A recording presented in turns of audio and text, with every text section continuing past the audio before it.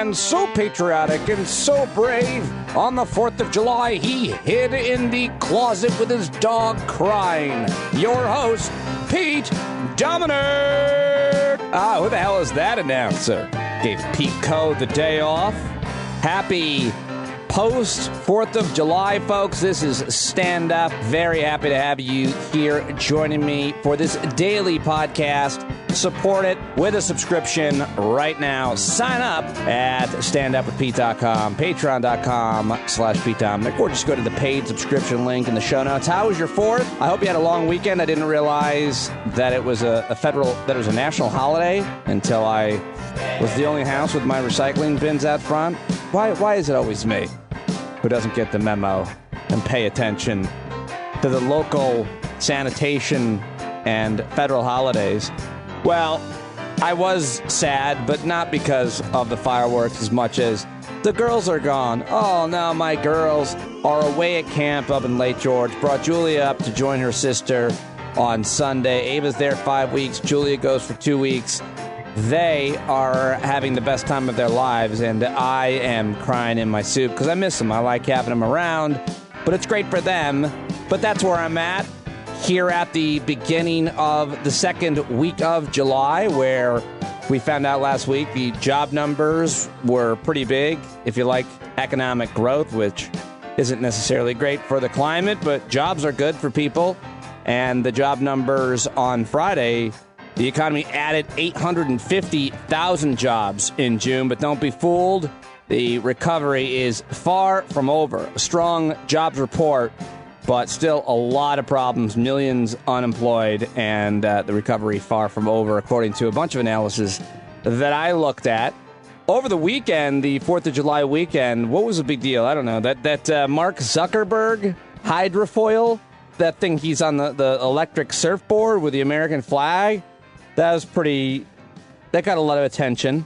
Actually, I don't like Mark Zuckerberg or Facebook. I think it's all bad, but I did respect that stunt. It was so weird and cringy, but also he knew that everybody was going to go crazy about it, and it was hilarious, and I definitely want one of those surfboards, hydrofoil. I don't know. They have a few different names. Somebody mocked up a hilarious picture of Ted Cruz on that thing with his mask and his carry-on luggage on the way to Cancun. That's really funny. I hope you had a good 4th. If you like fireworks, I hope you enjoyed fireworks. A player from the National Hockey League was actually killed in a fireworks accident, and so were probably a lot of other people. That's one reason I hate them. They're dangerous. The other reason, of course, anybody who's seen combat, veterans, and all animals seem to be terrified by them. Certainly my dog was. But if you are lonely on the 4th of July, you're not alone. I was too, and always happy to connect with you on the Discord platform. I'm so glad to have this community to connect with and to talk with every day. So thank you very much for listening. So many stories I want to get to over the past week. I've already started.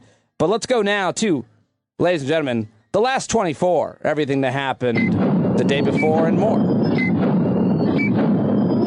All right, let me just first start with this disgusting, horrible American tradition of food competitions. And over the weekend, they had the world-famous Nathan's famous 4th of July hot dog eating contest. And again, Joey Chestnut is the name of the GOAT, the greatest of all time. Ate a record 76 hot dogs in 10 minutes. That's 14 titles for this guy and his horrific and disgusting competition that we do here. And here he is. The number 1 ranked eater in the world, Joey Chestnut. All right, he was on the Today Show the next morning. Condolences to his toilet. Did you make yesterday to break the record? I was happy. I was really happy going into the contest, eating in front of people, and the audience definitely pushed me towards the end. There was a chance I couldn't do it, but that last minute and a half, I found my happy place and just made room. Found my happy place and just made room. Absolutely horrific. I don't know who that entertains, but talking about it is slightly entertaining to me. I would not watch that. I would certainly not attend it. But hey, whatever entertains you. It's fine. Only a few hot dogs got hurt, like hundreds of them. Okay, let's move on because there's so much more to get to in terms of news over the past few days.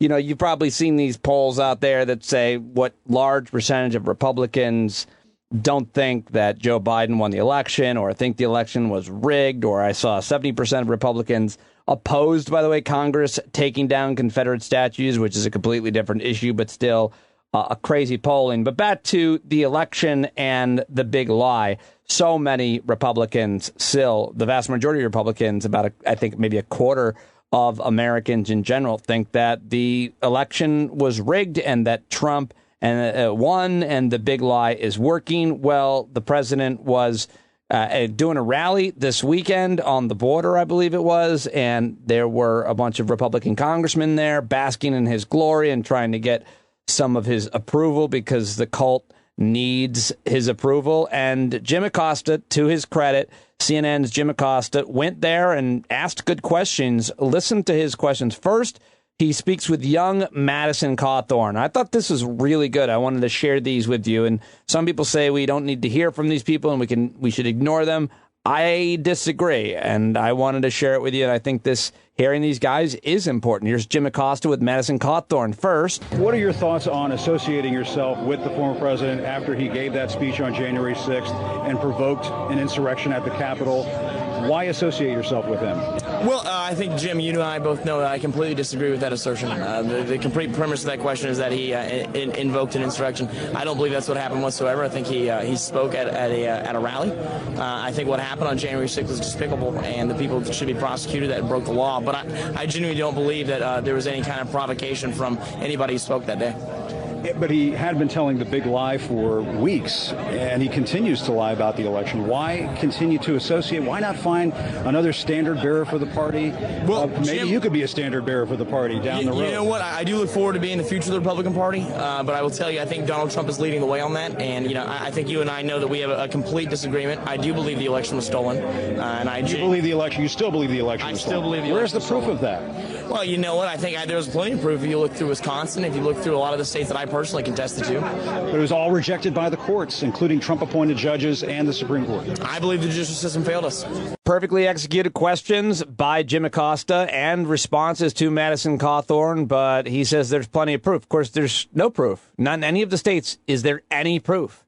And that's why every court threw it out. So it's just absolutely, I thought he did a great job there. Here's another one, equally as infuriating. This is Congressman Jim Banks. Let me ask you, why continue to associate yourself with the former president after he lied about the election? There was an insurrection on January 6th. Why continue to associate yourself with former President Trump when you can find other Republican leaders to come down to the border with? President Trump was the most effective president of my lifetime. And what we're here today to talk about is a cornerstone of his legacy. His policies secured the border. The Biden policies have opened the border wide open, creating a humanitarian crisis unlike anything we've ever seen before. Oh, boy. So I'm chairman of the Republican Study Committee, the largest conservative caucus on Capitol Hill. We embrace the Trump agenda, especially on border security. Do you see him as the leader of the party right now? Do you see him as the leader of your party? He is a leader of the party. I like to think that I'm a leader in our party.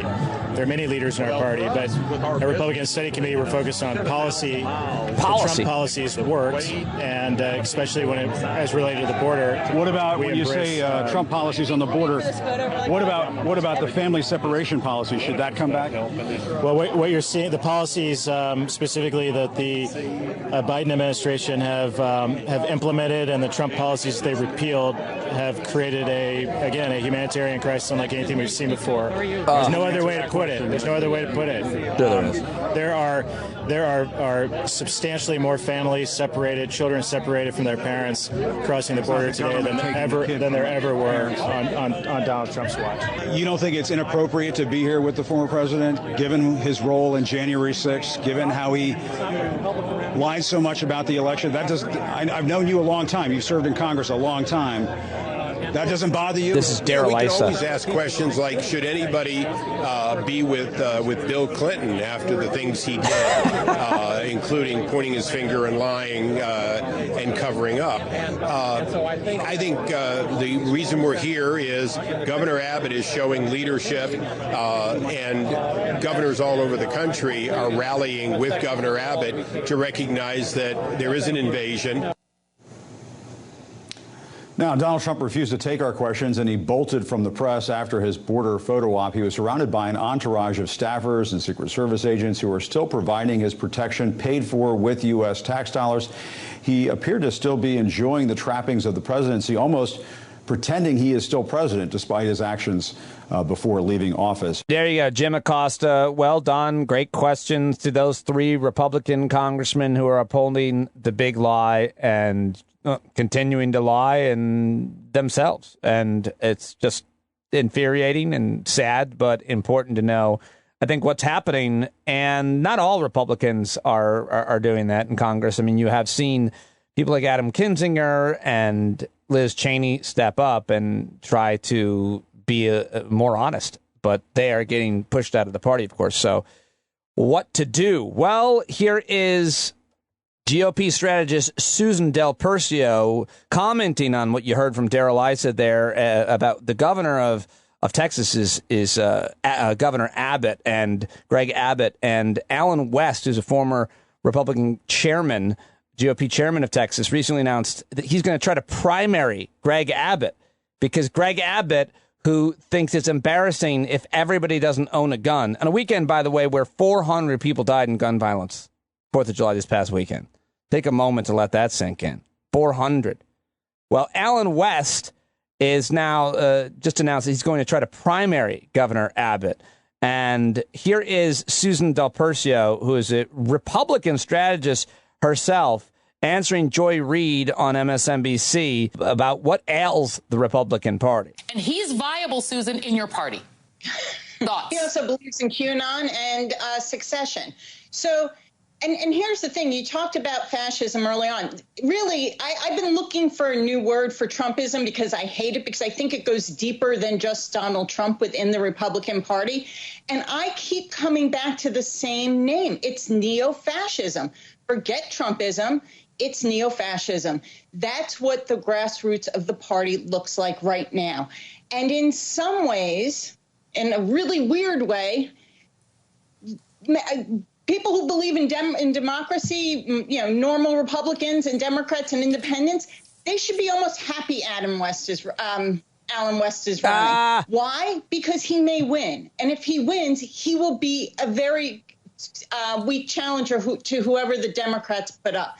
We are seeing these really ultra right-wing candidates being put up by Republican parties, and not just in Texas, but in Ohio and other places in these congressional seats, that the wackiest wackies are going to win the Republican primary, but they're going to lose in general elections. Maybe, maybe not. It all depends on what district and state we're talking about. More likely in a more statewide election, but less likely in districts that have been gerrymandered around the wacky. Neo-fascism is the word she's using. And the definition I found online is a post-World War II ideology that includes significant elements of fascism, usually includes ultranationalism, racial supremacy, populism, authoritarianism, nativism, xenophobia, and anti-immigration sentiment, as well as opposition to liberal democracy, parliamentarianism, liberalism, Marxism, communism, and socialism. That's a pretty good term for it. Maybe I'll start using that as well. And speaking of Texas, you know who might run as a Democrat? Maybe it'll be she said Adam West, the actor who played the old Batman in TV series, which is why I laughed.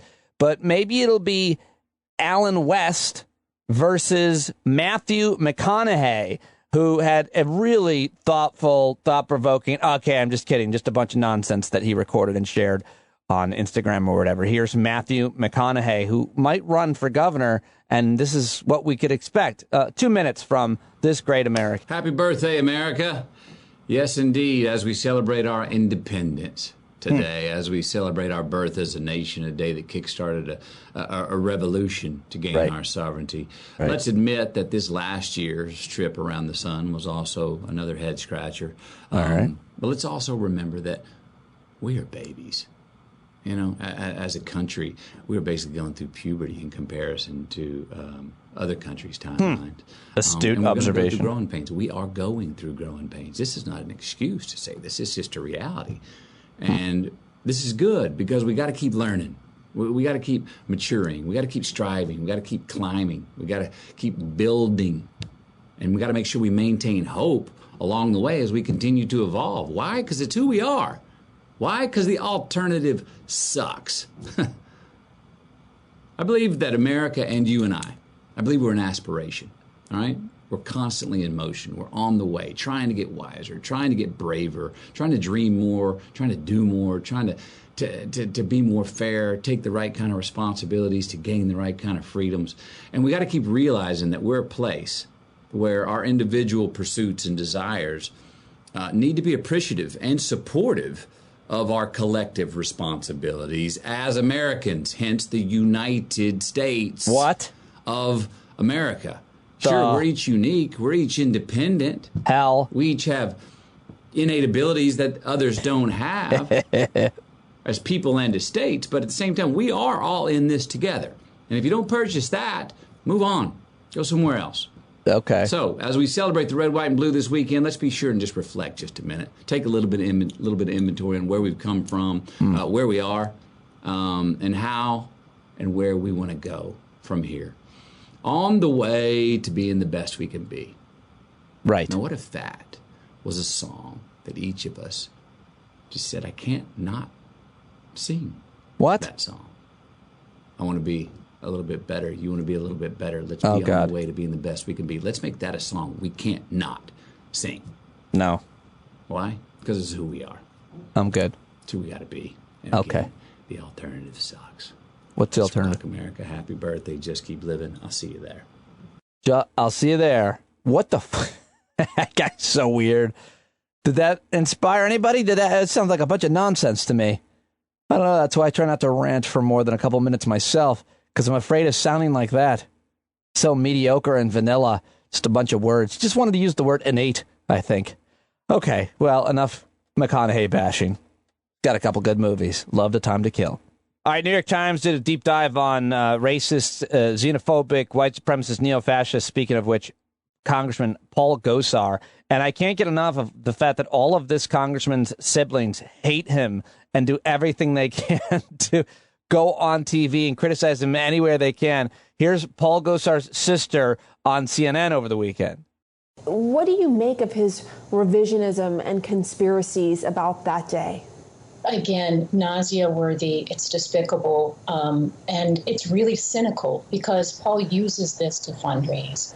And I think that's actually probably one of the most sickening qualities, is that not only is this something that is delusional and it's criminal, if his involvement is with whatever reports that I've seen and read, if that's true, then he is absolutely a part of organizing this insurrection and should be held criminally accountable for it. But he uses it beyond that, Pamela, to fundraise, and I find that even more despicable and disgusting. That's Jennifer Gosar talking about her brother, Paul Gosar, on CNN over the weekend. Also on CNN, on Reliable Sources, which is their media criticism show, Emily Atkin was on. They did a great segment on climate, which is important. We love Emily Atkin of Heated.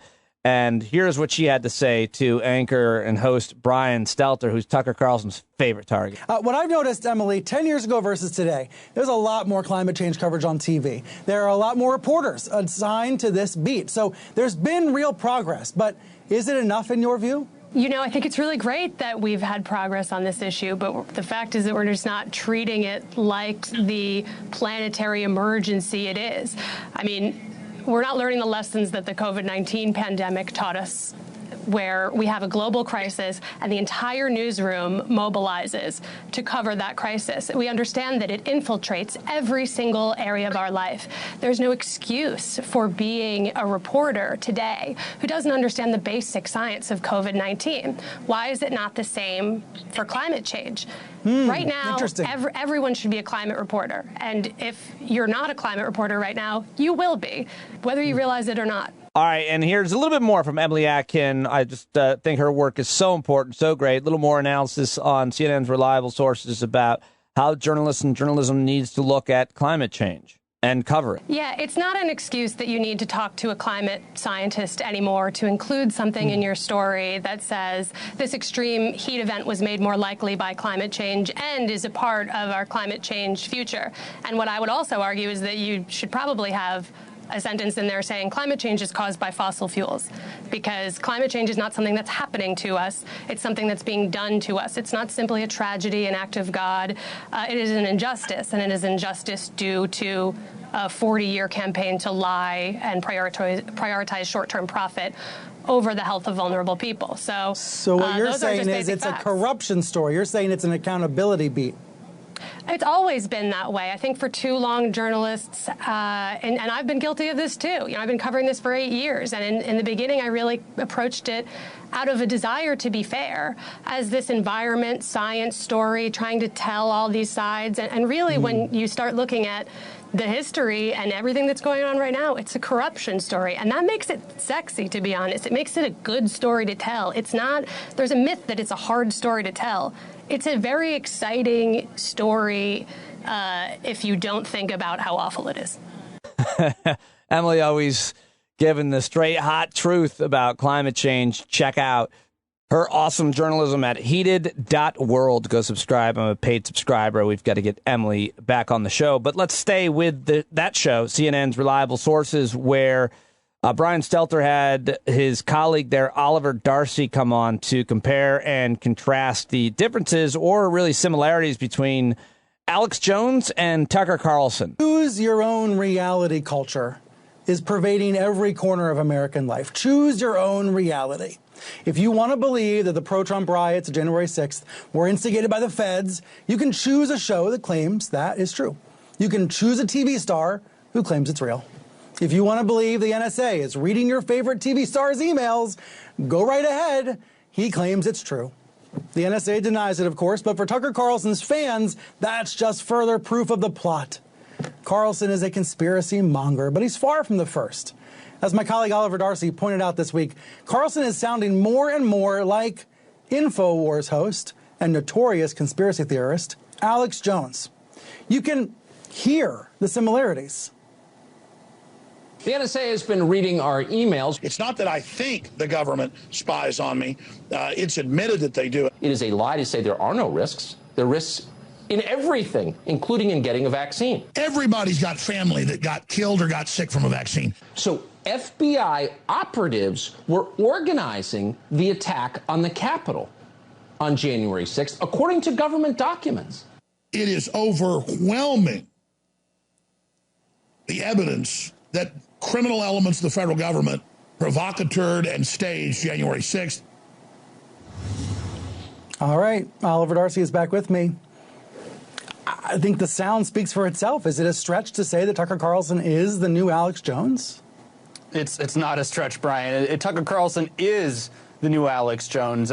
If you watch Tucker Carlson's program and you watch Alex Jones's program, they might differ a little bit in antics and in the way they deliver their message, but that message to viewers is consistent, and it's pretty identical. Whether it's talking about vaccine conspiracy theories, false flag conspiracy theories, deep state conspiracy theories, the messages that Tucker Carlson and Alex Jones are sending are the same. They seem to see eye to eye on the biggest issues that they talk about every single night. What do you think?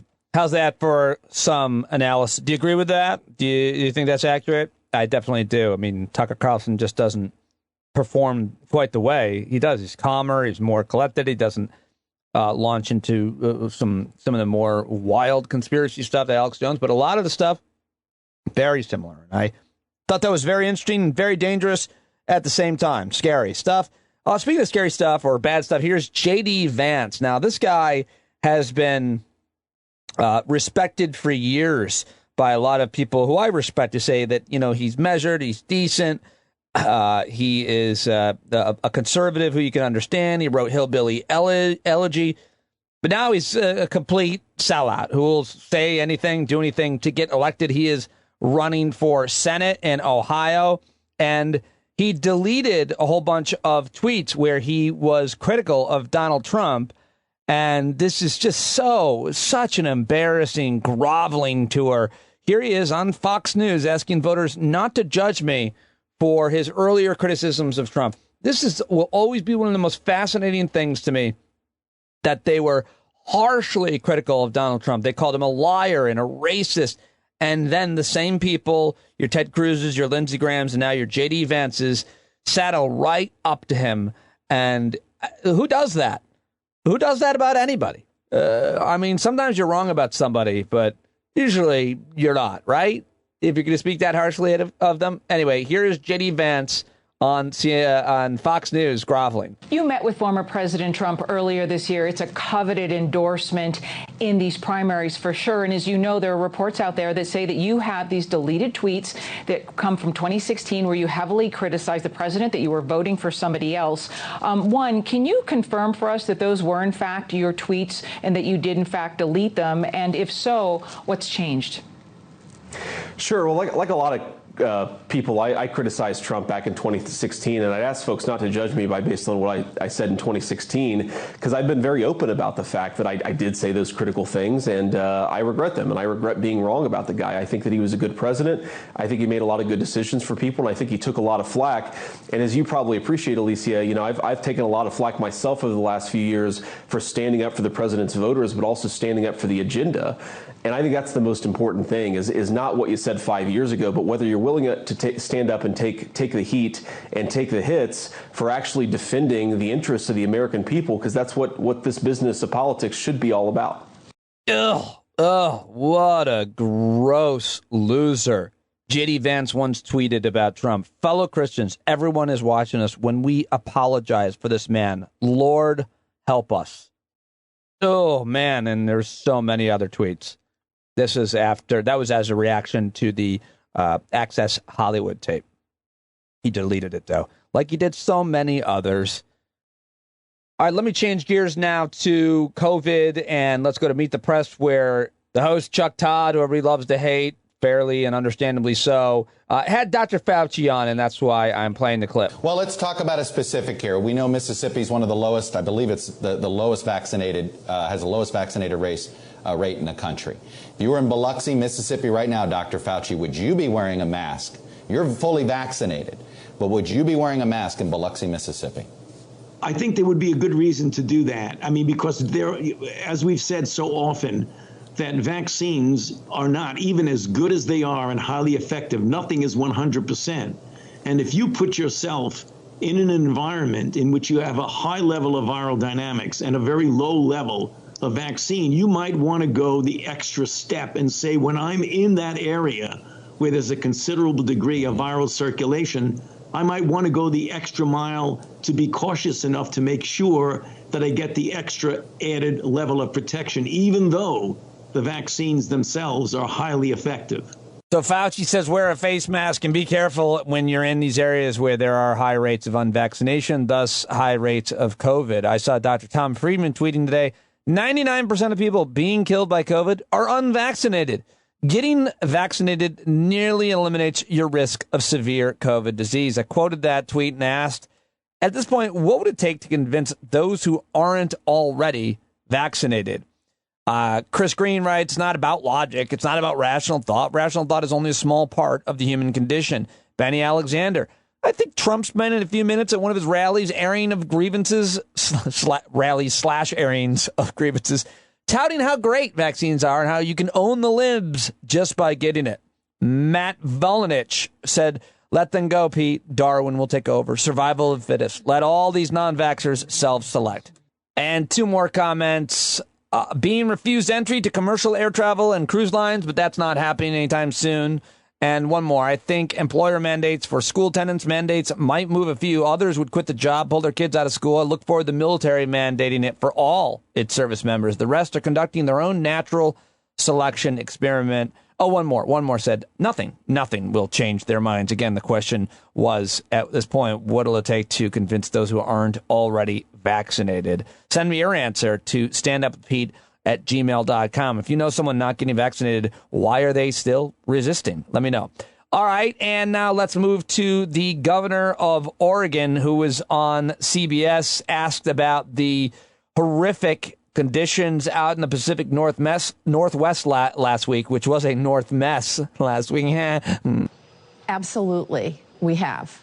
Well, there's no question. I think the concern, Ed, is that this is a harbinger of things to come. We literally have had 4 emergency declarations in this state at the federal level since April of 2020. In Labor Day last year, we had horrific wildfires. They were historic. We lost over 1 million acres, over 4,000 homes, and 9 lives. And what is really, really clear that just like we saw during the pandemic, throughout these emergency events, our communities of color, our low-income families are disproportionately impacted. And we have to center the voices of Black and Brown and Indigenous people at the forefront of our work as we do emergency preparedness. All right, that is the governor of Oregon, Democrat named Kate Brown. And finally, I want to play for you Jimmy Carter. Jimmy Carter sat down with PBS Judy Woodruff, and she asked him about how Joe Biden was doing. And I like Jimmy Carter. And Jimmy Carter is, I think, let's see, how old is Jimmy Carter? I think he's 96 years old, born in 1924. And he doesn't speak very well in terms of like just if you I'm playing this so you can hear this 96-year-old guy who's still extremely sharp, but he's got a 96-year-old guy's voice, but he's still extremely sharp. Listen to Jimmy Carter on what he thinks about Joe Biden's challenges so far and how he's doing. How is he doing? We're almost 6 months in. What are his main challenges now? How's he doing? Well, the immigration question still has arisen. And I don't think we still worked out a accommodation with China that's satisfactory for the long term. And the legislation that he wants to do is still under discussion. We don't know how it's going to turn out. But I think that in general, Joe Biden has done very well. In general, Joe Biden has done very well, says Jimmy Carter. Well, most of us probably won't see 96 years, and if we do, we certainly most likely won't be as sharp as old Jimmy Carter, the longest living American president. All right, that is the last 24 from the past few days. You're all caught up. Well, hold on a second. We still got some news dumping to do. There's still some headlines, rapid-fire headlines. Then we'll get to Kenneth C. Davis and Eric Siegel. But let me give you everything else right now in a big old news dump. Angry swarm of honeybees form a massive clump. They're waiting in your car on today's news dump. A news dump classic jingle from Pete Co. All right, let's start. In Florida, where 4 additional bodies have been found after the remaining building was demolished in Surfside, Florida, searches will continue 24 hours a day until everyone is pulled out. A developing horrific story down in Miami. The Pope is in good condition after colon surgery. Imagine being the Pope's surgeon. That'd be pretty nerve-wracking. Don't nick it. Easy, it's the Pope. Hey, how was your day? Good, I operated on the Pope today. Wow, does he have his own surgeon too? So this another horrible accident at an amusement park. 1 dead after a raft overturned in an Iowa amusement park. Is everybody out in Iowa okay and accounted for? Tragic accident out there. Really, really sad. Tropical storm Elsa makes landfall in Cuba and edges toward the U.S. Joe in Florida, I saw on the Discord chat, said, we can handle a tropical storm. We're not that worried about that. I hope you're right, Joe. He speaks for all Floridians. Y'all saw that ignited gas leak in the Gulf. Apparently a lightning storm ignited. There was a fire in the Gulf of Mexico, and that was pretty terrifying and apocalyptic. Apparently it was caused by lightning. I still want to know more about that. The single biggest global ransomware attack yet continues to bite as more details emerge on how a Russia-linked gang breached the company whose software was exploited, according to the Associated Press. What to do about that? How do we stop? How do we prevent this? That's a really important issue and developing threat. I thought this was an interesting headline. Pinterest has made a powerful decision to no longer display weight loss ads, language, or imagery. The decision to ban such ads falls under the popular image-sharing platform's aim to continually expand its current policies that prohibit body shaming, according to the company. You think of that. I like that decision. Enough with these diets and the ads and the you need to look better. I mean, everybody knows. You know you want to be healthier. If you're overweight, you struggle with that. You don't need some magic solution that's not going to work anyway. I'm with that decision. The director of a whole bunch of really great movies, Superman, Lethal Weapon, Richard Donner, has passed away. He was 91 years old. Good movies this guy was responsible for. What a legacy he leaves with that body of work. Canada's finally reopening its border. Canada and U.S. are easing pandemic border crossing restrictions. Yeah, that's right. Travel between our two countries will begin to loosen this week for some Canadians. Apparently, the Prime Minister, Captain Handsome there, Justin Trudeau, said plans to totally reopen the border would be announced over the next few weeks. An emergency at Newark Airport sparked an evacuation, with passengers reportedly being seen screaming and running from the buildings. Reports initially emerged that Terminal C was evacuated just after 10:30 a.m. However, 30 minutes later, the airport was up and running as normal. One person was taken into custody following a security breach at the airport, and the airport took quickly to Twitter to confirm that the incident was under control, adding that a customer had exited through a security door. And I just heard an explosion just as I read that, because people are still launching fucking fireworks, and that is your news dump, because I can't take it anymore. All right, let me get to my first guest of today's show. He is my favorite historian. He is responsible for the Don't Know Much About Blank series, Don't Know Much About the Bible, the Civil War, and so many more books, which I absolutely love and own all of them because he is so great. Kenneth C. Davis, always love talking to him, and I've just been thinking about how this whole controversy regarding the 1619 Project versus the 1776 Project, the Black Lives Matter movement versus Blue Lives Matter, and just, all of these false equivalencies and these ridiculous, in my opinion, arguments that are being made about critical race theory being taught in schools. How do you teach history? How do you remember and collect history? How do you research and write history?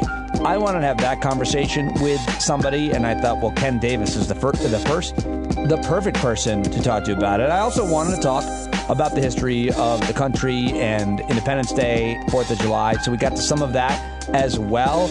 I always love talking to him. It's been way too long since we spoke. He is online at don'tknowmuch.com. Don'tknowmuch.com. He's awesome as well on Twitter. You should get his most recent book, Strongman. All of that is linked in today's show notes, as is all the information for every guest. You can always find it there. Here now, my conversation with Kenneth C. Davis. Really? Well, it has been way too long since we got a history lesson from my favorite historian. I can never get enough of the work he's already done and always anticipate the work that he is doing. And he joins me now. I've just told you all about him, of course. Kenneth C. Davis, thank you for joining me. It's been far too long. So glad to have you on the podcast.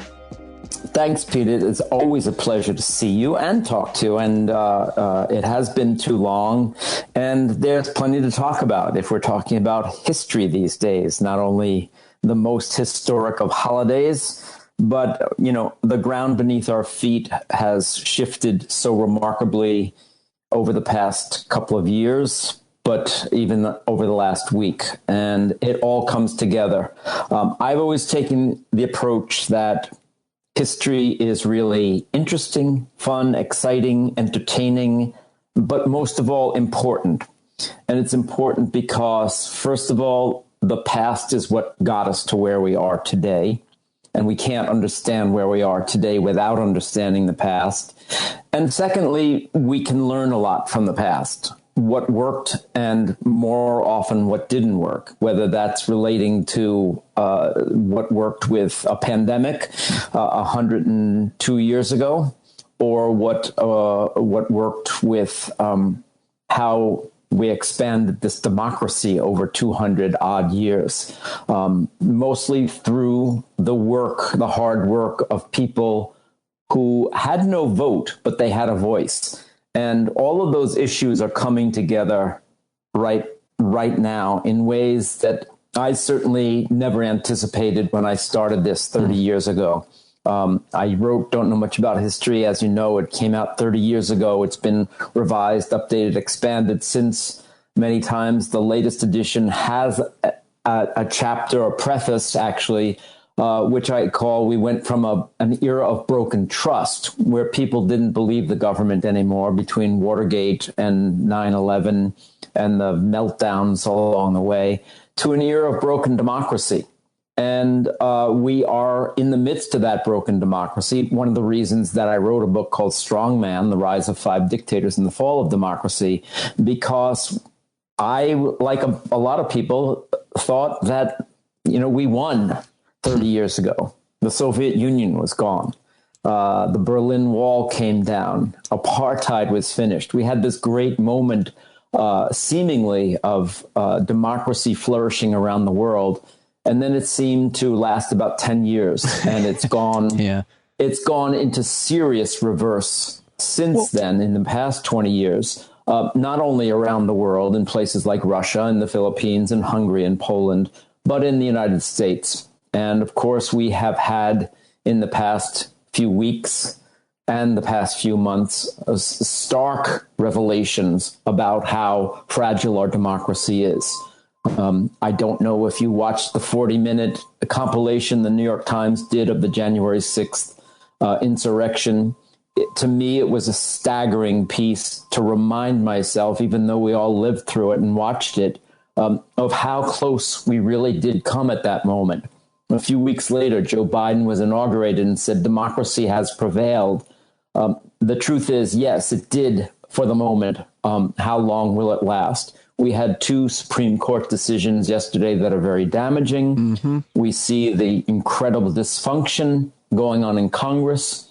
We see these extraordinary moves around the country, largely by the Republican Party, to diminish the voices of American citizens. And it's a remarkably scary, disturbing, dark moment for democracy. Doesn't history often repeat itself? I mean, even the Nazis are back, Ken. I mean, I thought we beat them too.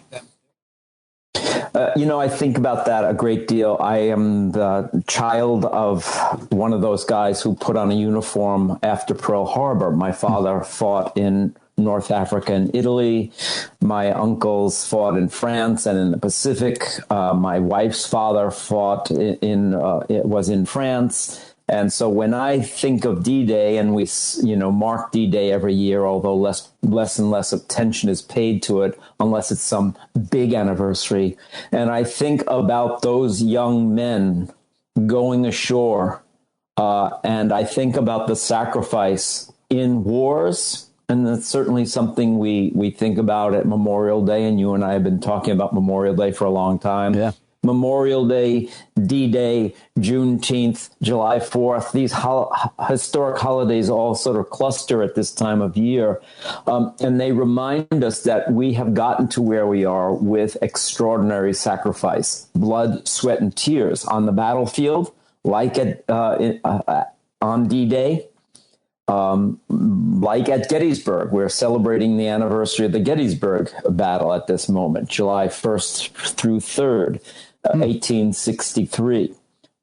Tens of thousands lost. People fighting to preserve this idea of this republic, which, as Abraham Lincoln reminded us, was the idea of all men are created equal, and a government of, by, and for the people. And we see that really being chipped away daily.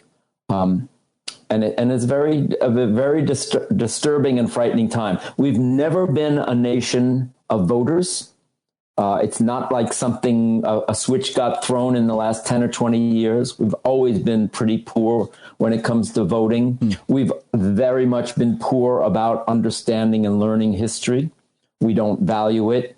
And my goodness, we know here in New York for sure that we have not invested a lot in protecting and celebrating voting by making sure everything works well. I mean, this mayoral race in New York City, where I live, is just the latest debacle. And I was speaking to another radio personality last night. Perhaps you've heard of him. His name is John Fugelsang. Oh, I'm not actually familiar with his work. Well, he's one of these stand-up comedians who, thinks that he knows something about politics and history. But I don't know where these guys get that idea.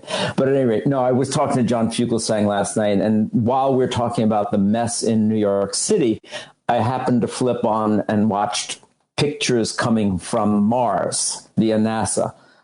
So it's always that stark contrast between the extraordinary things that we are able to do technologically and what we've accomplished. My goodness, what we accomplished in the creation of these vaccines and getting them into people's arms in such a quick way was an extraordinary moment in science. So it's astonishing and in a way very depressing that we don't value the systems that we seem to proclaim when we talk about America being the greatest country on earth and the last best hope on earth, but we invest very little in our elections. We invest very little in educating our citizens to be participating in this democracy. And it's certainly been part of my campaign in the last few years, doing what I can to make sure people understand the costs that went into what we have and how quickly it can disappear. I love the Washington Post, but they have it all wrong. Democracy does not die in darkness. It's usually decapitated in broad daylight while thousands cheer. Right. And you've written all about that occurring. Let me ask you first about, you talk about the kind of the paradox of making huge achievements scientifically with the vaccines or Mars while restricting the right to vote at the same time. And you always look at things from another different viewpoints and nuance. But for years, I think maybe you were the first person I learned about Juneteenth from. So, talking about good and bad, we just passed that as a federal holiday.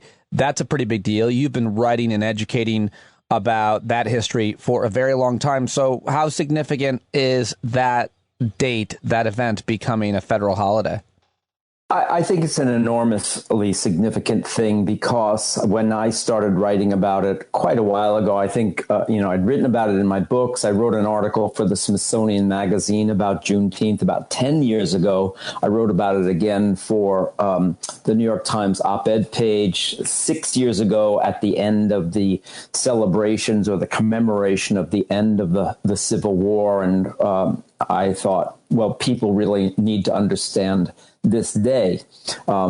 Something, of course, that I had never learned about growing up. It was, first of all, an indication of the fact that we've always had two histories in this country, one black, one white, separate and unequal.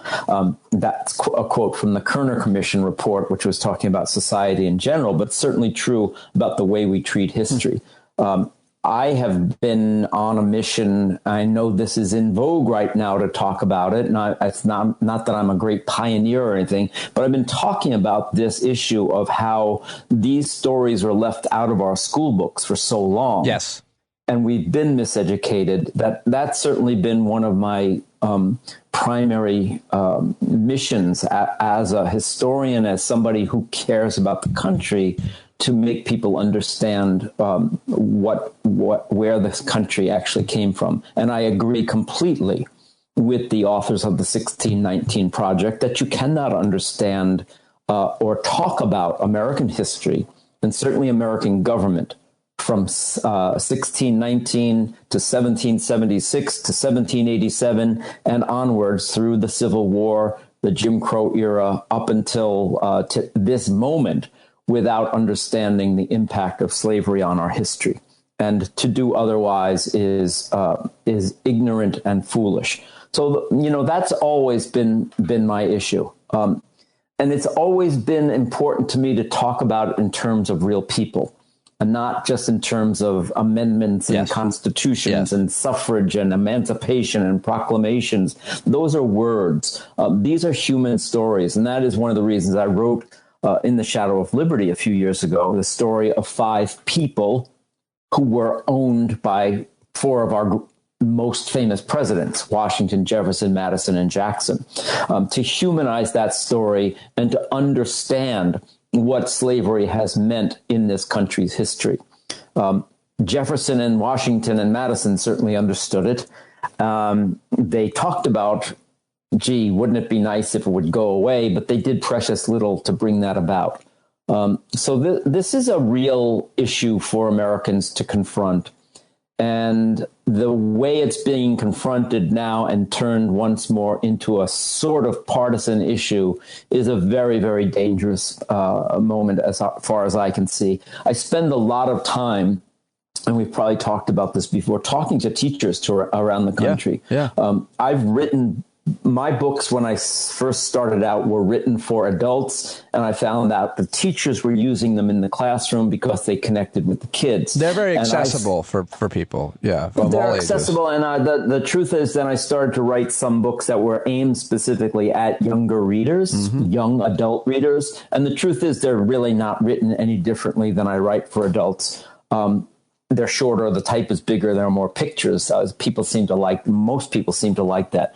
So I can tell you from talking to teachers for a long time that history teachers specifically, social studies teachers specifically, that they understand how important this is, and they are dedicated, really dedicated to making sure that students are educated about our past in the fullest sense that we're talking about.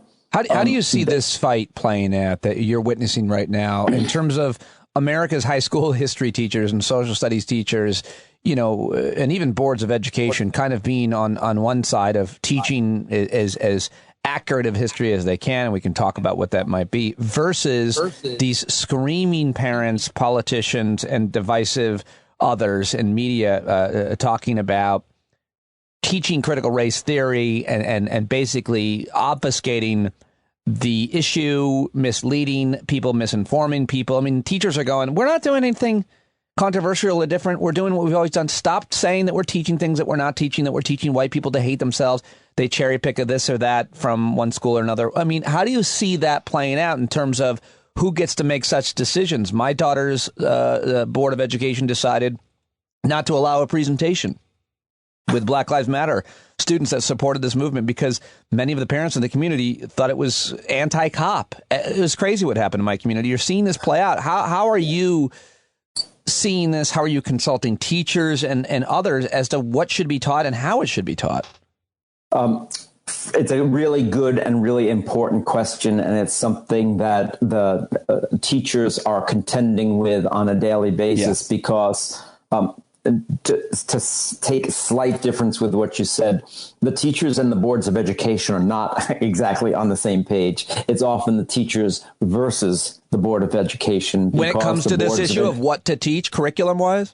Yes, because the boards of education are usually swayed by popular political. Yeah. They are much more political. Sure. They are much more parent-driven. You can go back and look over a long period of time when we talk about where this rising conservative grassroots movement came from. A lot of it started with people saying, well, I'm going to run for my Board of Education. And from the Board of Education, they ran for town mayor or town board. Yeah. And from town board, they went to state legislatures. So this was a very, very calculated and considered movement to create a grassroots conservative movement to push back against these let's call them progressive ideas. Critical race theory is not a term I've ever used in a sentence until now. Really? I like to talk about history and accuracy, and that we have to tell the whole story. For 200 years, we got part of the story. That's what I was talking about before when I said we've had two histories, one white, one black, separate and unequal. I grew up with the version in which George Washington, Thomas Jefferson, and James Madison were these perfect marble statues who had no flaws. No one can absolutely say that any longer. So where is the balance? Teachers understand this. The teachers I speak to across the country, they understand this. They want to. And let me tell you, the kids are much more in tune with this than a lot of their parents are. I know the President Obama was saying this the other day. I caught a piece of an interview he gave with the head of the Smithsonian. And he was talking about his optimism coming from young people. And I have to say, I have the same experience.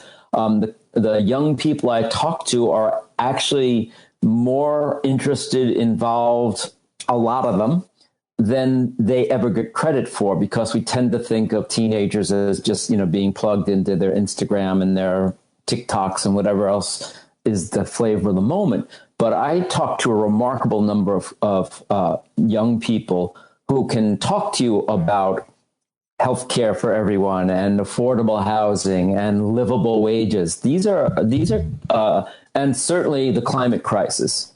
Yeah. We need remember that the climate crisis in response is being led by somebody who was 16 when she decided she wasn't going to go to school on Fridays. Yeah. Well, now you're talking about them being responsible about the future, much less the past.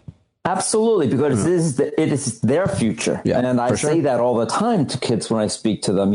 I have, my limited time left. This is really about your future. Right. And that's an important thing. So I've been really impressed by how involved I've seen young people be in the climate crisis movement, in the gun safety issue led by the Parkland survivors, extraordinary group of young people, supported obviously by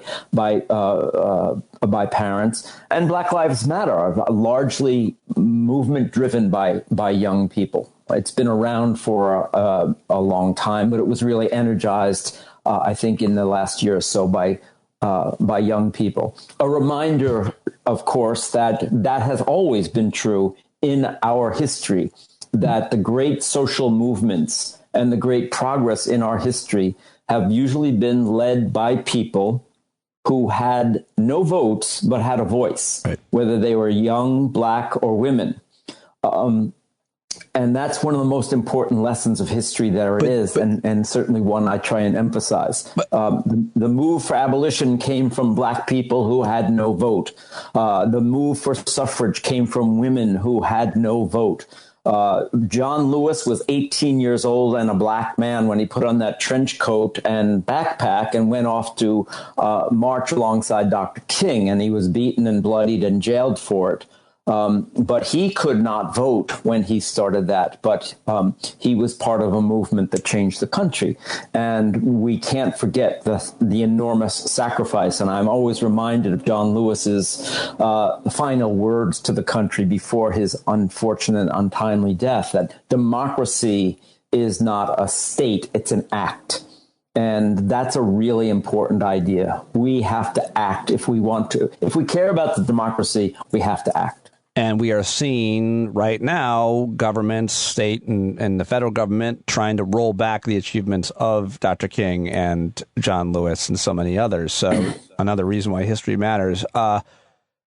When you see this conversation, this controversy about critical race theory being, how do you react? We're not going to necessarily litigate it with folks. I don't think it's much worth arguing, but how should America's controversial, problematic racial history be taught in schools? Because that seems to be what should be the debate and the discussion, not whether or not critical race theory, which is more a legal paradigm, which is not being, generally speaking, taught. And it's just in schools, it's just being conflated and used. And Donald Trump used this. He said, as a result, the Black Lives Matter movement and the 1619 Project, he reacted to that with demonizing it, calling it a terrorist movement. And then instead of 1619 Project, they came up with something called the 1776 Project. So how should we look at this? How should we objectively look at how we should teach America's problematic, controversial relationship with race? Objectively is a really good word to use there. Is it? I don't know. Can we be objective? Unfortunately, it's not a word that most people care about these days, being objective. Look, it's the way we talk about history has to be the same way we talk about science and medicine and climate these days, with facts. And of course, we are in this environment in which facts have been absolutely tossed to the wind, and the bifurcation of the media, the mass media, especially with Fox and its subsequent imitators, has really damaged the conversation. And then the advent of the internet and social media has just taken it to another level. The only way we can deal with it is with facts. But how do you deal with it with facts when there are people who really deny the facts?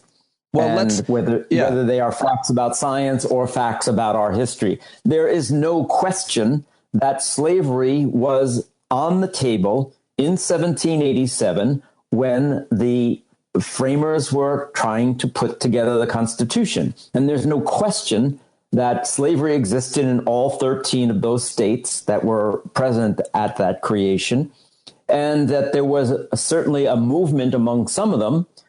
Massachusetts and Pennsylvania had already outlawed slavery by 1787.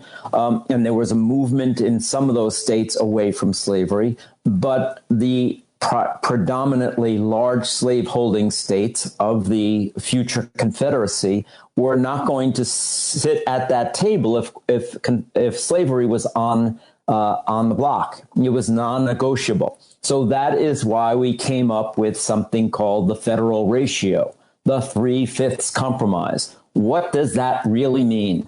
Well, it meant that the enslaved population, about 1 million in 1790, were going to be counted in the census, even though they weren't citizens. They had no legal or other rights.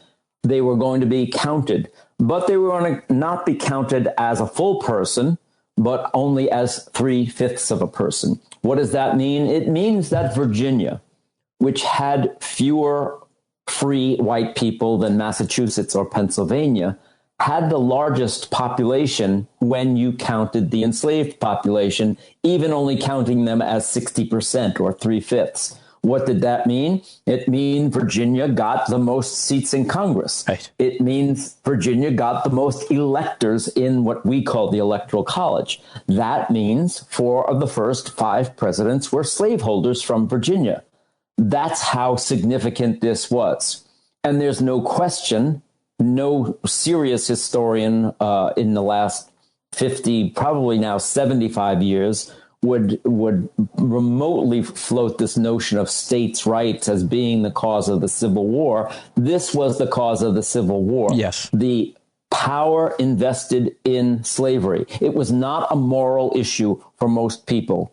It was an issue of economics and an issue of political power, because every state that came into the Union with slavery meant 2 more seats in the Senate and more seats in the House to continue their outsized strength in numbers that was being magnified by the number of enslaved people, nearly 4 million by 1860. So that was the essence of the argument in 1860 when Abraham Lincoln is elected and then the southern states secede. We've talked about this many times. Just go look at the documents of secession for South Carolina, Georgia, Florida, Texas, Virginia, they make it quite clear, quite apparent, in bold face, that this issue of slavery and protecting the white race was why they were leaving the Union. So you wrote a whole book about that too. Don't know much about the Civil War. So good. Yeah. That's correct. And you cannot teach the Civil War without teaching that fundamental fact. Yes, of course, there were slave holders who wanted union. There were unionists who didn't care about slavery. Abraham Lincoln himself said, you can keep your slaves, we just don't want them going any further south. As late as 1862, he proposed gradual compensated emancipation, which is what England had done. But he was willing to extend it for 40 years. So we're talking about Abraham Lincoln proposing bonds that would be used to pay off slaveholders as late as 1902. Right. But these are facts. I mean, you read Abraham Lincoln's State of the Union address and you'll see his plan for gradual emancipation. So how can you teach our history without taking that into account? You cannot. And that's why I think we started this off by talking about Juneteenth. I think it's extraordinary, and just as I didn't see the enormous changes in same-sex marriage at the beginning of this century that were going to come very, very quickly, just as I was surprised at the election of Barack Obama in this country because of its history.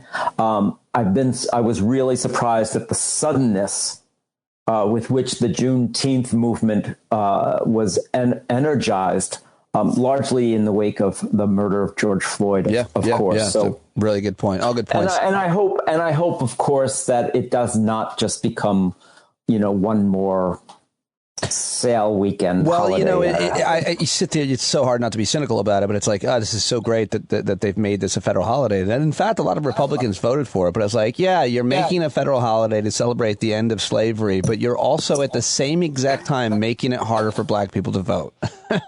Exactly. And this is, here's a new holiday. Good luck getting anything done. And in many ways, the Martin Luther King holiday, which was, a long time coming as well, when it was to be accepted in all 50 states, was the same thing. Okay, we've sort of given you a holiday. You go back to the creation of Labor Day, one of the earliest national holidays. It wasn't because Grover Cleveland, who signed it into law, was such a great big fan of the union movement. In fact, he had just put down the union movement. But this becomes one of these symbolic bones that's tossed to say, well, we'll give you a holiday, now go away. We're not going to give you fair wages and child labor and give you the right to bargain, but we'll give you a holiday.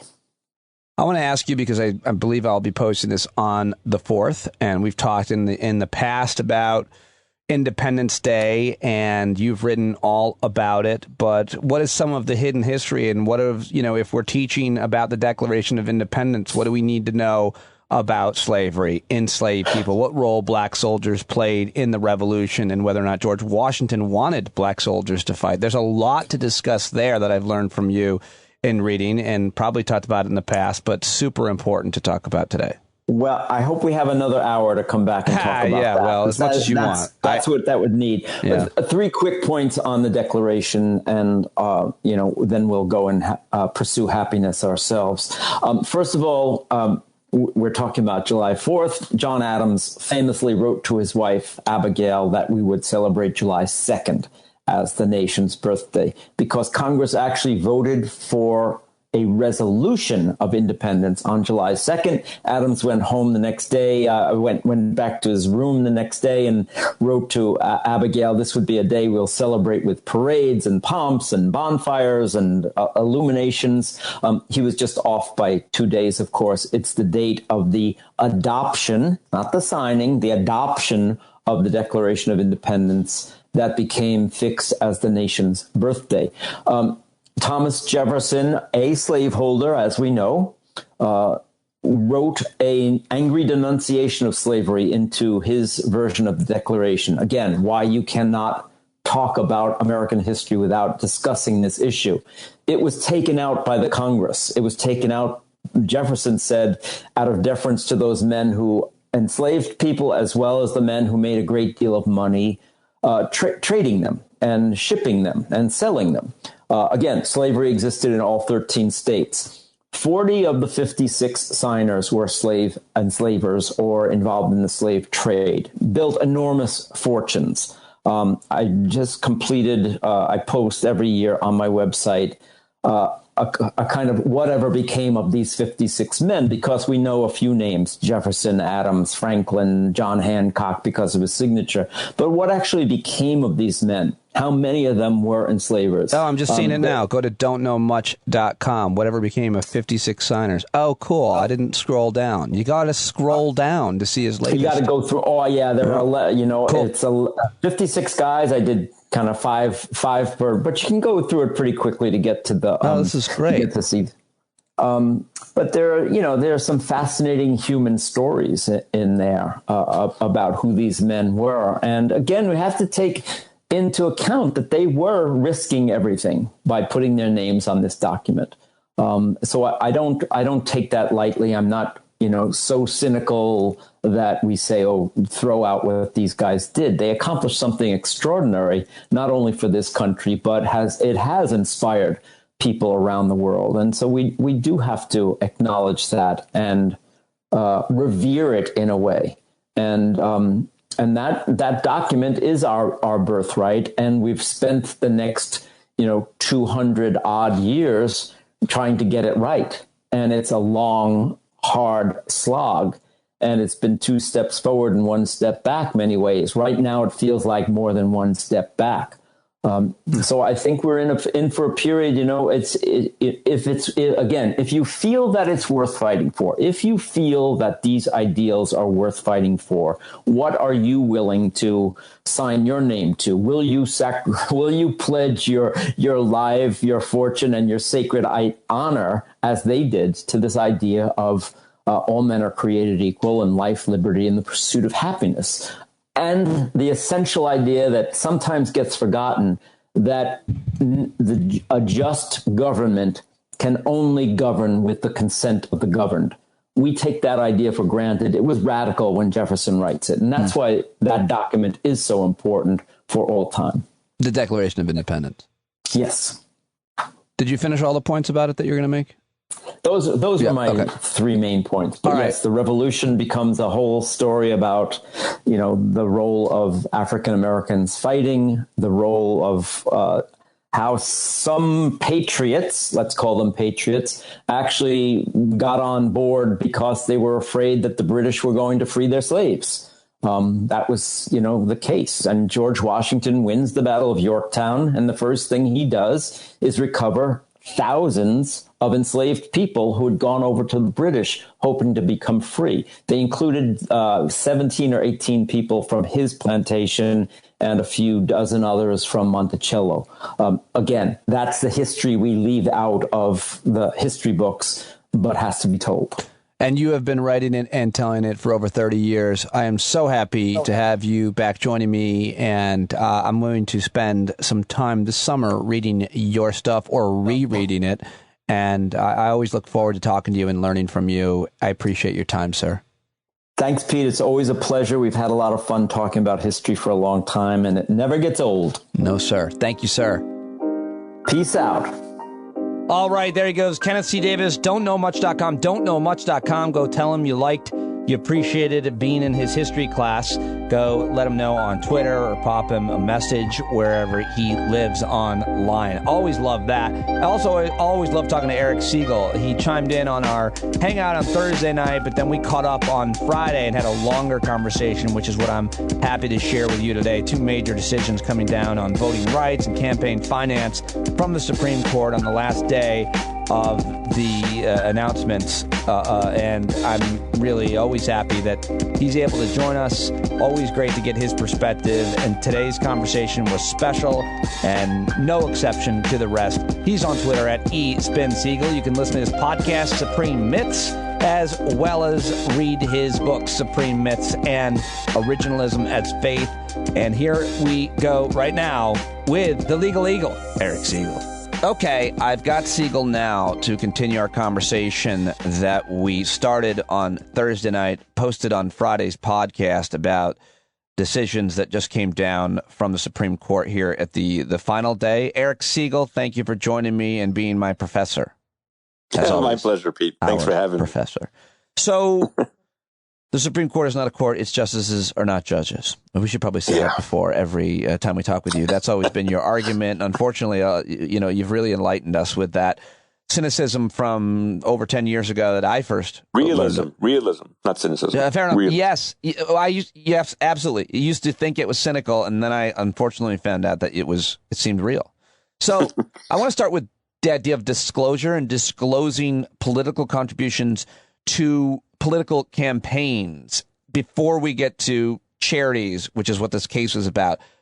The President Obama and the Democrats in the Senate tried to fight back when Citizens United case was passed, all about campaign finance, and say, at least if we can't stop you from giving unlimited money, we're going to make it transparent as who's giving it. At least passed a Disclose Act, it was called. Of course, it was filibustered. It never passed. Just ethically, shouldn't there be disclosure for political contributions? Conservatives, liberals should all want this.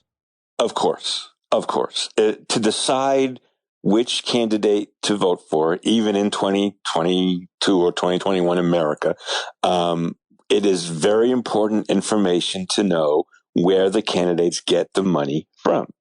And we have like 17 different layers of dark money that corporations, in different ways, corporations and wealthy individuals can contribute to political campaigns. And of course, we should know who supports a candidate. It's a bedrock principle of democracy. Somebody is running for office. We want to know who has their attention. Who has their attention? The people who contribute to their campaigns. And simply just one more, it's a no-brainer. Campaign Finance 101 or Democracy 101. If you allow people to donate to campaigns, then it would be better to have a situation where thousands or millions of people donated $5 versus one person financing one individual's campaign, which is not a hypothetical. It actually happened. Sheldon Adelson did it many times, most, I think, notoriously or infamously for both Rick Santorum and Ted Cruz. The idea that one person could finance a presidential campaign, much less town clerk. That's a terrible idea, because the reason I'm financing your campaign is because I want to be able to take a shit on your whole neighborhood and make mine much better. And that's my only interest. And so no one should want that. Yeah, no one. Now, there are federal rules against direct contributions. There are limits to how much an individual can directly contribute to a politician. Unfortunately, there are about 1,010 ways around loopholes. That. Right. Yeah. And the whole super PAC dark money thing, which is too kind of boring to get into, but we all know now that campaigns are funded by dark money. And Pete, it has a consequence that is dark really money being serious. Money you don't know where it's coming from. Exactly. So in 2016, I want to say, Jason Carter, I forget what year it was, but Jason Carter, Jimmy Carter's grandson, who's a friend of mine, was running for governor of Georgia. And we didn't, because I'm not allowed to. My wife had a fundraiser for him. I work for the state of Georgia, so I can't do it. But my wife had a fundraiser for him in our house. And he told me something I'll never forget. We had like 5 private minutes alone. And I was asking him about Citizens United and the implications of the court's campaign finance cases. And he looked at me very seriously and he said, Eric, it is just the worst thing, because I have to raise money from people who don't live in Georgia, who don't care about Georgia, who only view Georgia as kind of, a dot on a map of other things. But the way it works now is I have to go to New York and I have to go to Los Angeles to raise money for a Georgia campaign. And that's because of the flood of money in campaigns. And we're one of the few democracies in the world that allows that. I mean, many democracies have public financing of elections, Right. which means you get a certain amount of money, and that's all you get. And I'm in favor of that kind of system. I think it has to be tweaked in certain ways. But the reality is, leaving aside presidential elections or even senatorial elections, when we're talking about governors, which are really, and it's underrated we saw how important governors were in the 2020 election. Without some strong governors, and our governor sucks, but he was great about this. The governors pushed back against Trump and his big lie. Governors are really important. And when you have to run for governor of Georgia or Oklahoma or wherever by raising money from people in Las Vegas like Sheldon Adelson, that's a real problem. And I think just to be clear, the progressive argument has generally always been that public financing of campaigns is how campaigns should be run, how politicians should be able to get money. That idea, which, as you mentioned, a lot of other countries use, that's generally been the progressive idea. The conservative idea is increasingly there should be no rules about who can donate and how much and whether or not that ever needs to be transparent.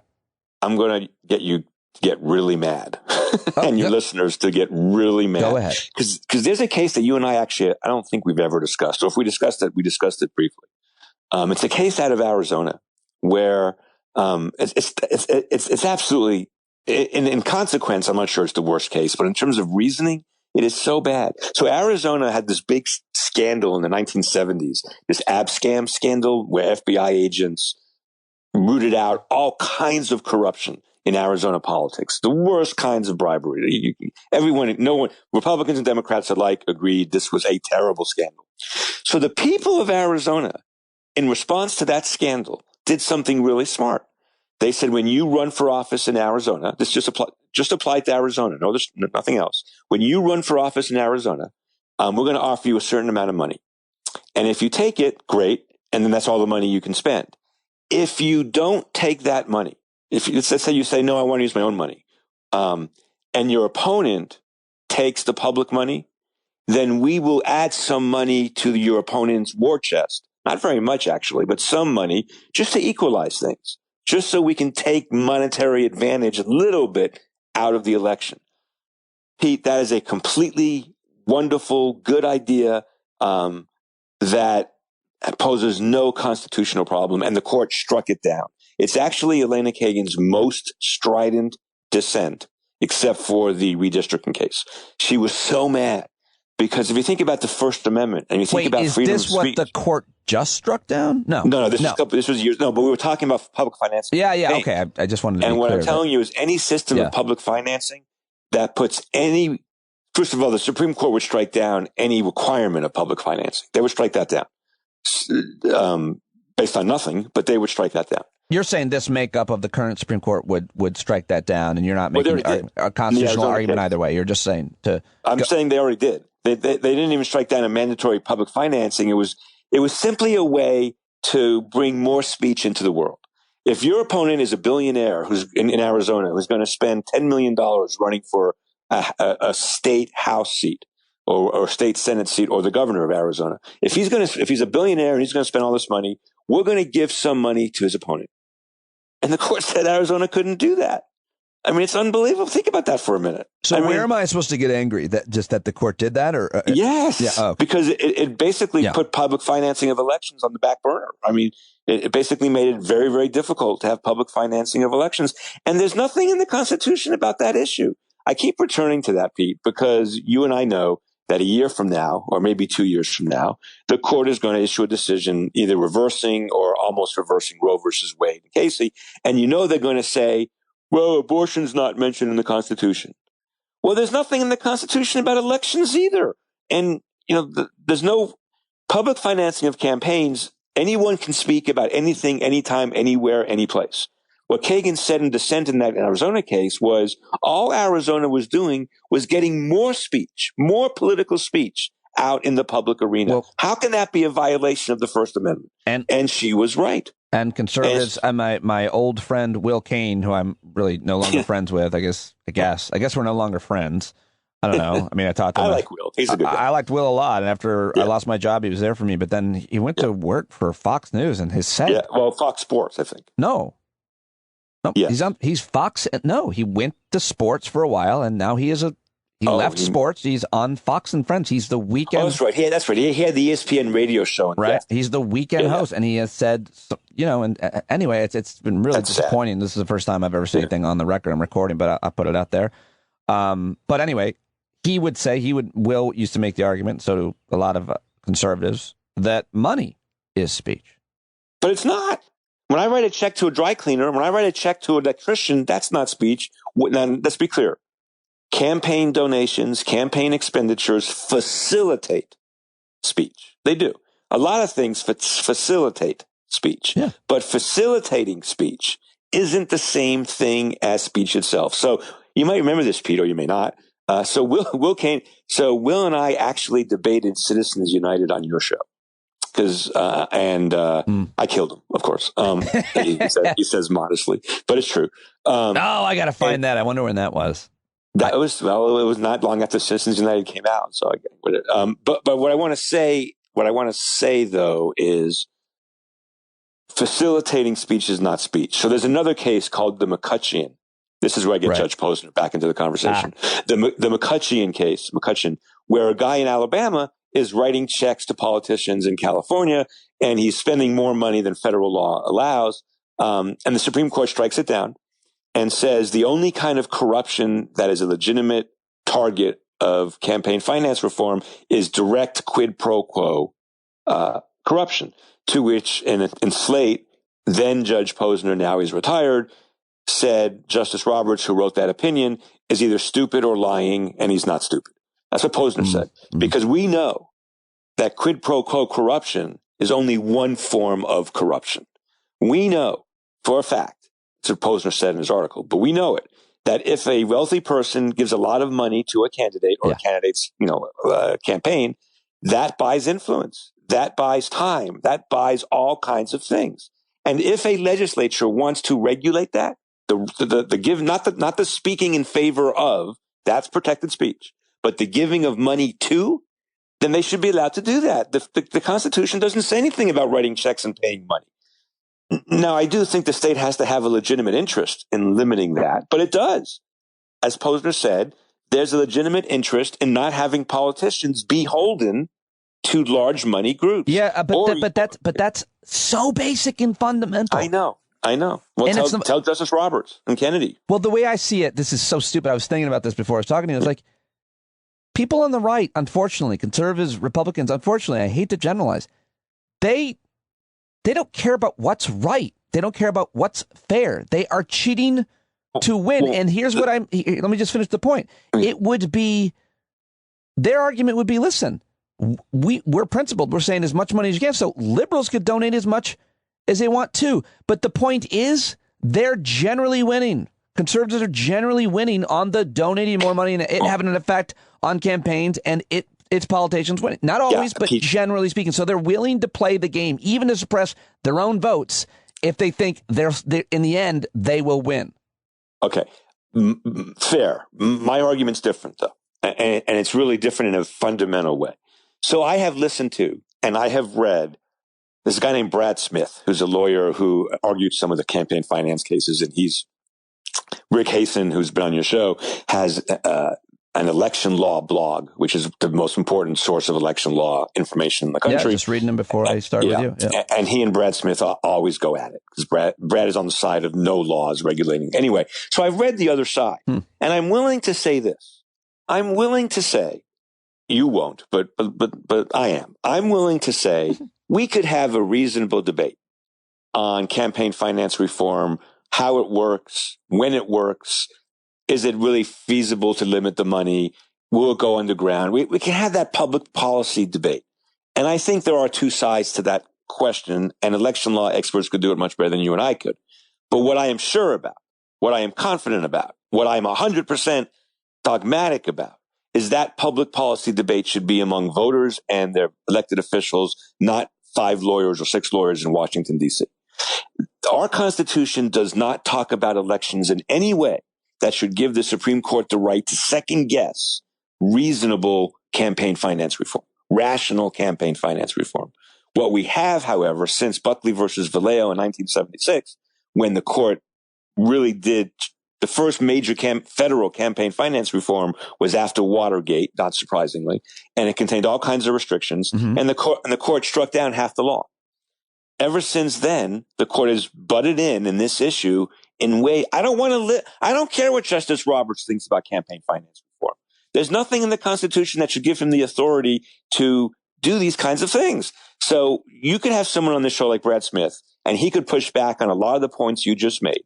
And I would say, okay, well, those are valid points. Right.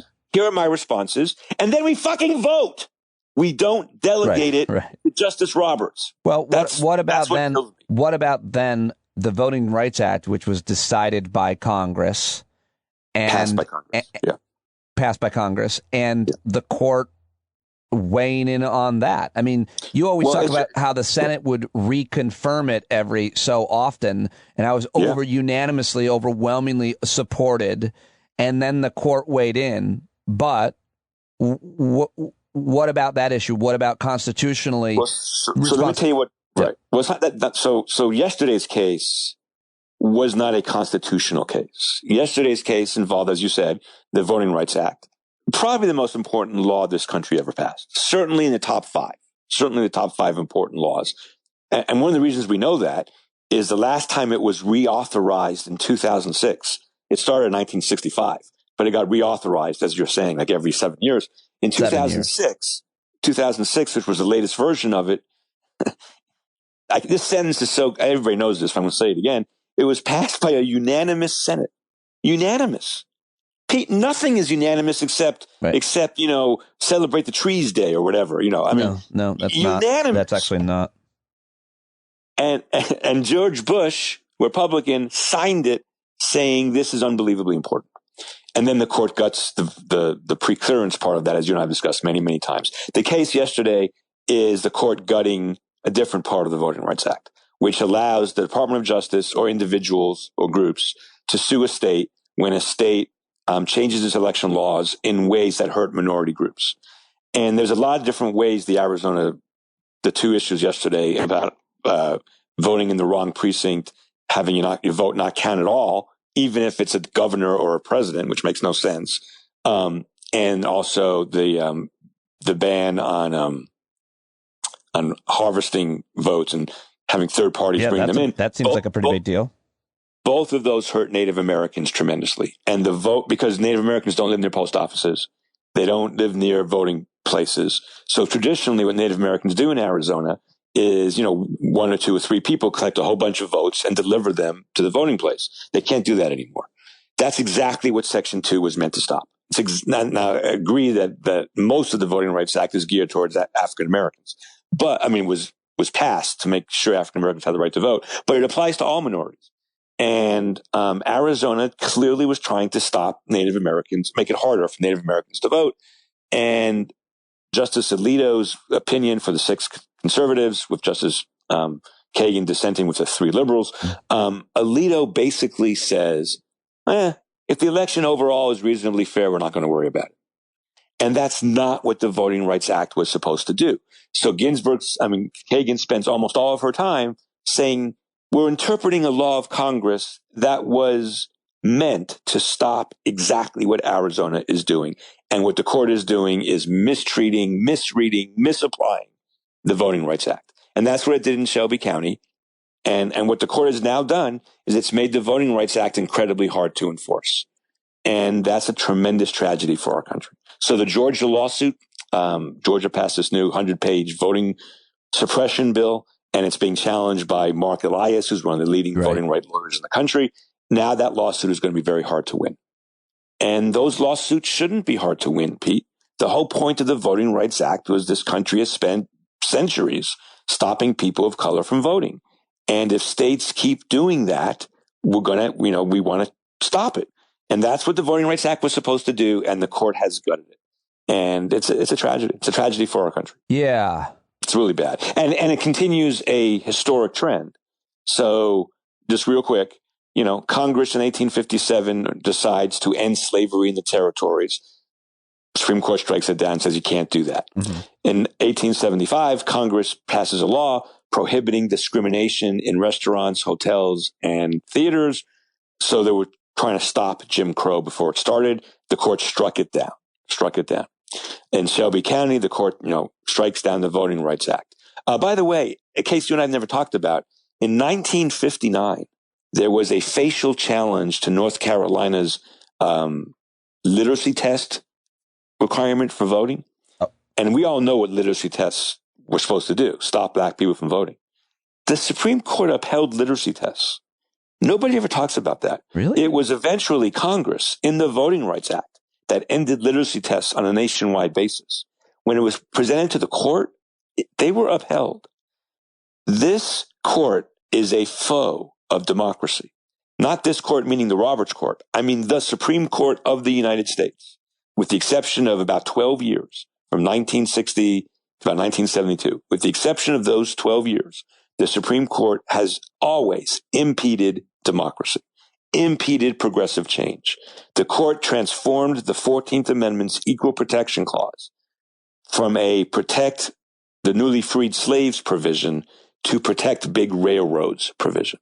It was the big railroads that got all the court victories under the 14th Amendment between 1875 and 1935.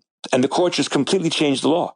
When it comes to voting and democracy, even uneducated, uninformed people realize they don't have access, that something's broken. So they rise up, activists rise up, grassroots organizations are formed, political campaigns are supported, people get elected. They then pass laws, historic laws, to make it easier to vote, to create more access to voting. These laws get passed by local, state, and of course, federal legislators. And then the Supreme Court seems to have come in over and over and over again and overturned these laws that started with people on the ground recognizing that their vote was being impeded or taken. Yeah, that's exactly right. So yesterday on Twitter, you should make a YouTube. I'm going to produce a YouTube video of you just dictating all of those decisions. Yeah, and that would take about 3 days because there's a lot of them. Let's not do it. But it's a good idea. I'm not available. What I was going to say was yesterday on Twitter, I was asked by numerous people, so what do we do next and all that? Because the court, the legislation that Congress is probably not going to pass, that's currently being discussed about voting rights. The court would strike that down too, or gut it in some way. So here's the answer. The answer is there's only one answer that I can think of, and that is register, and register some more. We have to do what Stacey Abrams did in Georgia. Right. We have to just register the people who don't normally have the resources to meet voter ID laws. One of the problems is even if this continues to get obviously frightening and depressing, but one of the problems is even if we do organize and are able to overcome all of these restrictions and make it so much harder to vote, people do come together, led by people like Stacey Abrams, and then we win as a result. They're also changing the rules so that the election might not matter. They can invalidate your vote for any number of reasons, which is hard to believe could pass or will happen. But a lot of people talk about that we should take everything pretty seriously. Well, Rick Hasen thinks that's he wrote 2 New York Times op-eds saying that is a major, major disaster waiting to happen in 2024. And so do a lot of people who predicted the crazies win. Jared Yates, Sexton, and Sarah Kendzior, and all these people who are often, unfortunately, right with their predictions of what they're going to do. Experts in authoritarianism talk about this. Tim Snyder, Ruth Ben-Ghiat. Yeah. Well, so in Georgia, for example, as everyone remembers, the Georgia Secretary of State, a Republican, stood up to Trump, right? He called him and said, find me 12,000 votes, whatever the number was, I forget, but find me this number of votes. Trump, just back up for a second. The president of the United fucking States calls the Georgia Secretary of State and says, find me votes so I can win. But luckily, although he's very conservative and I think he has some questionable judgment, I think he disliked Trump enough to stand up to him and say, no, sir, I'm not going to do that. Well, you may be giving him too much credit. Sometimes people say, I'm not going to do that because I will definitely get caught and go to jail. No, well, maybe, but I don't. Maybe. That would seem like one of those times. Finding a bunch of votes. Let's give him the benefit of the doubt. Let's give him the benefit of the doubt because We don't know him, and I think we should give him the benefit of the doubt. But here's my point, much more important than that. Whether you're right or I'm right doesn't really matter. I mean, there's just a lot of reporting coming out where people stood up to Trump and screamed, will someone tell him I can't do that because it's against the law? No, fair enough. What Georgia did in response to the Secretary of State standing up to Trump, for whatever reason, was Georgia now has provided a mechanism. Well, first of all, the Secretary of State no longer votes on these election issues as part of the election review board of the state. That's a big problem. But worse than that, there has always been in Georgia, since 1960, there has been a disconnect between the Atlanta, Fulton County, urban part of, Atlanta and the rest of the state. And of course, the 3 million or 5 million, whatever it is, in people in Atlanta are much more liberal than the rest of the state. And so there have been battles between the state legislature and Fulton County over various election issues. What Georgia just did is it allows the legislature to basically take the election away from county officials under certain circumstances. And they did that specifically so that the state can control Fulton County's vote counting in 2024. And other states are doing similar type things. And what Rick Hasen is saying, because he's the expert on this, is that this is all paving the way for the legislature to basically discount the votes of the people of the state of Georgia or Arizona or Pennsylvania or wherever. And if they do that, the city will burn. It's not just Atlanta. I mean, Detroit would too. Milwaukee would too. And Philadelphia. Yeah. You can't take. I mean, as evidence from the insurrection, those people thought their vote got taken. And speaking of which, they showed up en masse. Yeah. And beat the shit out of cops. Non sequitur. Yesterday, I watched the New York Times' video. I haven't watched all of it. I've watched parts of it. I did see your tweet about it. But my question to you on that video, because I am one of those people who watches all of them, every single, the New Yorker, like every video. And there's been some really, really great journalism, using maps and graphics and showing all of this. And my question is, what's different about this latest one? Well, it feels like to me, I have not watched that many like you have, but I've watched a few. But how have you not? It's all, as soon as they come out, I'm like, yep, gonna watch this one. This one sickeningly entertaining. This puts you right on the ground, like you feel like you're in the mob. Yeah, but a lot of them did. A lot of them. They use. Okay, well, all I can say about it is, if any American who watches that video and doesn't think this is one of the most horrific things in our nation's history, doesn't believe in democracy. Well, because these people came really close to taking over and occupying the House of Representatives, and they were going to kill Mike Pence, and they might have killed other people. And anyone that they recognized. I mean, that's why they remember in that video. They're like, take off your pins. Yep. Take off your pins that signify that you're a representative. I will say this New York Times video showed me. I'm sure you've seen this. I hadn't seen this. That the one police officer who was standing between the mob and basically the senators, he led them down various corridors. That's old news for those of us who are fans. Yeah, but it's amazingly heroic stuff. Pete. Yeah, I mean that's the only part of that video that doesn't make me want to throw up. I mean, it's what a he was so brilliant in the moment. And I wonder if he knew. I wonder if he knew that was going to work. I think it was his only option. They were going to. I mean, he was out. Peter was one cop. I watched it and I was like, I don't know if that guy. The nothing is funny, but there's always something that's funny to me about that same cop. I'm forgetting his name. He was given like a high. He deserves it. Whatever he got, he deserves. And he, Mitt Romney. Yes, is walking by. And the cop starts running the other way. Yeah. And it's like all black people are making this joke. Like, if the black guy is running, you run with him. Don't and it's so Mitt Romney. He's so white. He's like, what's happening here? And That's funny. He's like, run, dude, run. I think they would have killed him. Oh, hell yeah.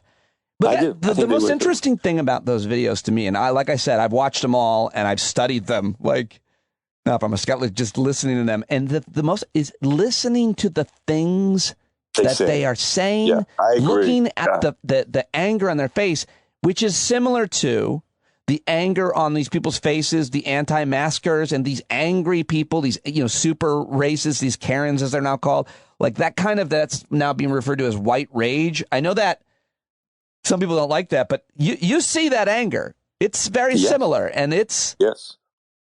I don't know how you study that psychologically, but I do recognize it. These people were angry, they're confused, and they're also just like the shit they're yelling and screaming. It's like they think they're in a movie. I have a take on. I have a take on. They think they're in a movie, and then they're all getting arrested. But I have a take on that I think is probably reasonably accurate. Good. So America has this thing where we have no memory. Like, we just have no memory because we've only been around for 300 years. If you talk to Europeans or Asians, or people from India, people who haven't suffered with a lot of adversity are more likely to have less of a memory. I think certain Americans remember. Well, let me finish. Let me finish my thought. Yeah. Sorry. So even radical Muslims, have long memories. Think of our existence in thousands of years, not days. But Pete, I am telling you, the white rage you're talking about, and I don't care if it comes from somebody from Wisconsin or Washington State or Mobile, Alabama, the white rage you're talking about is tied up mostly in the same issues we were fighting in the Civil War. I mean, it is, which I know Americans feel is a long time ago, but it's not a long time ago. It just isn't. And you and I have had this conversation in a lot of different ways, a lot of different times. And I've been thinking a lot about it, especially here in the South, but not just in the South. We're still fighting the Civil War, Pete. I mean, whites, these people, first of all, obviously those videos show these protesters are almost all white, 99% white or more than that. And they are really afraid of the other. They're really afraid of what people. You saw, the best data coming out. I mean, you're right. And there's data to back this up. And the data, who compiled this? It was someone respectable. Basically, that a huge percentage of the people who showed up in Washington came from districts and areas in the country where white people were becoming the minority. Yep. Like they were witnessing change, cultural, ethnic change in their communities. And that, what we're trying to connect here is that what animates that, what is the motivator for that rage. And so that was a very interesting data point. And, to debunk all this economic anxiety stuff, many of them were pretty well off, had good jobs, these insurrectionists. And it's not about that. Yeah, it's not about that. So, it's about the ethnic and cultural change that people, and it's happened throughout human history in different places all over the world. But it's, as it applies to our history, you're absolutely. I think you're absolutely right. If I had to pick one public speech that I was at that affected me and that I thought was impressive of all, I've heard hundreds of them. When I was in law school at Vanderbilt in 1982, yes, that long ago. Were you alive in 1982? Anyway, 75. Andrew, you were 7. No, I was born in 75. I'm saying you were 7. I was in law school. But anyway, Andrew Young came to Vanderbilt to give a speech. And it was a speech devoted 100% to the Ku Klux Klan, because there had been some rallies that were bigger than usual, surprisingly, in 1982 or 81 or whatever. Anyway, and Andrew Young gave the speech I'll never forget. And he said, what do we do about this hate, and about this violence and about this awfulness of the Ku Klux Klan? Well, the very first thing we have to do about it is to try to understand it. Because if you don't understand it, you can't fix it. Right. And then he said, and let me tell you, what it's about, because and he kind of was self-deprecating, but said, I've been involved in these battles. He marched with MLK, in the early 60s, 20 years earlier and all that. Yeah, Andrew Young, very important said, civil rights leader. They are afraid, he said. They are afraid socially, culturally, and economically. Mm-hmm. Now, that's not he wasn't defending it, but he was saying, they are afraid of losing their identities. And that makes people crazy. And it makes people do crazy things. And we have to understand that before we can try to fix it. And he almost said it in a sympathetic way. That They are really afraid. We were in the middle of a recession in 1982 or close to it. And they were afraid. I watched that video trying to see if I saw fear on those faces, you know, and I didn't. What I saw was anger. I saw so much anger. Well, fear animates anger. I mean, yes, no, I think that's right. But the anger was just, and not only fear. Well, there's two things that animate anger: fear, obviously, but Pete, also Trump. Well, injustice. He whipped them. They believe that a massive injustice is being done to them. I mean, and it's really important, I think, to always talking about understanding them. I think my point of view comes from both my life experience growing up in a conservative area and then listening to right-wing talk radio for years. Yeah, I listened. Me too. And if I didn't know better, I would have been as angry. They are so good at giving you a reason to have a grievance. So I'll never forget. So on that point, zillion years ago, there are reasons to have grievances, by the way. We just attribute them to the wrong things. Like, I'm really mad about the collapse, the financial collapse of 2008. I'm really mad about that. The difference is the talk radio guy tells those people they blamed the wrong causes, catalysts, and people, and that's how it works. Many, yeah, I agree. Many years ago, I was driving home from work, and my sports talk show had a commercial on. So I stumbled upon Sean Hannity. Sean Hannity began as a right-wing radio host in Atlanta. And I never heard of him or anything. And I listened to about 15 minutes. And two things hit. It's like, this is a long time ago. Two things hit me right away. In 15 minutes, he told about 18 lies. He was lying at about one lie a minute, and he was doing it incredibly well. Yeah. There was just a kernel of reality in the lies he was telling. And that kernel, and he still does that, and he's really good at it. He can infuse his lies with just a thin veneer of, well, maybe there's some point way in the back that's kind of accurate, even though it's not when you think about it. And Fox News is, that anger comes direct from Fox News. As a stand-up comedian, I've always recognized who is doing an act on radio and on TV and who is doing, perfecting it, really polishing it. This is my radio personality. Yeah. This is my act. And they're really good at it. And he's old guard now. Now is many more younger. When you say that, Pete, it's a great way of putting it. So, let's compare Anderson Cooper. Politicians do something similar, I should say, but it's they should not be equated. I don't think. Right. Well, so Anderson Cooper and Don Lemon on CNN. I honestly believe. Anderson Cooper is a biased progressive. There's no question about it. I don't think he's acting though, and I think he in good faith tries to get at what's really happening. Then Don Lemon comes on, and he is our equivalent of Sean Hannity in one sense. He is acting, you can see it. He's a bad actor too. And I can see Don Lemon playing a role, the role of, just an incredulity at the world. You will get no criticism from me on that. And, unfortunately, that has always been something that folks, insiders have thought about Don Lemon.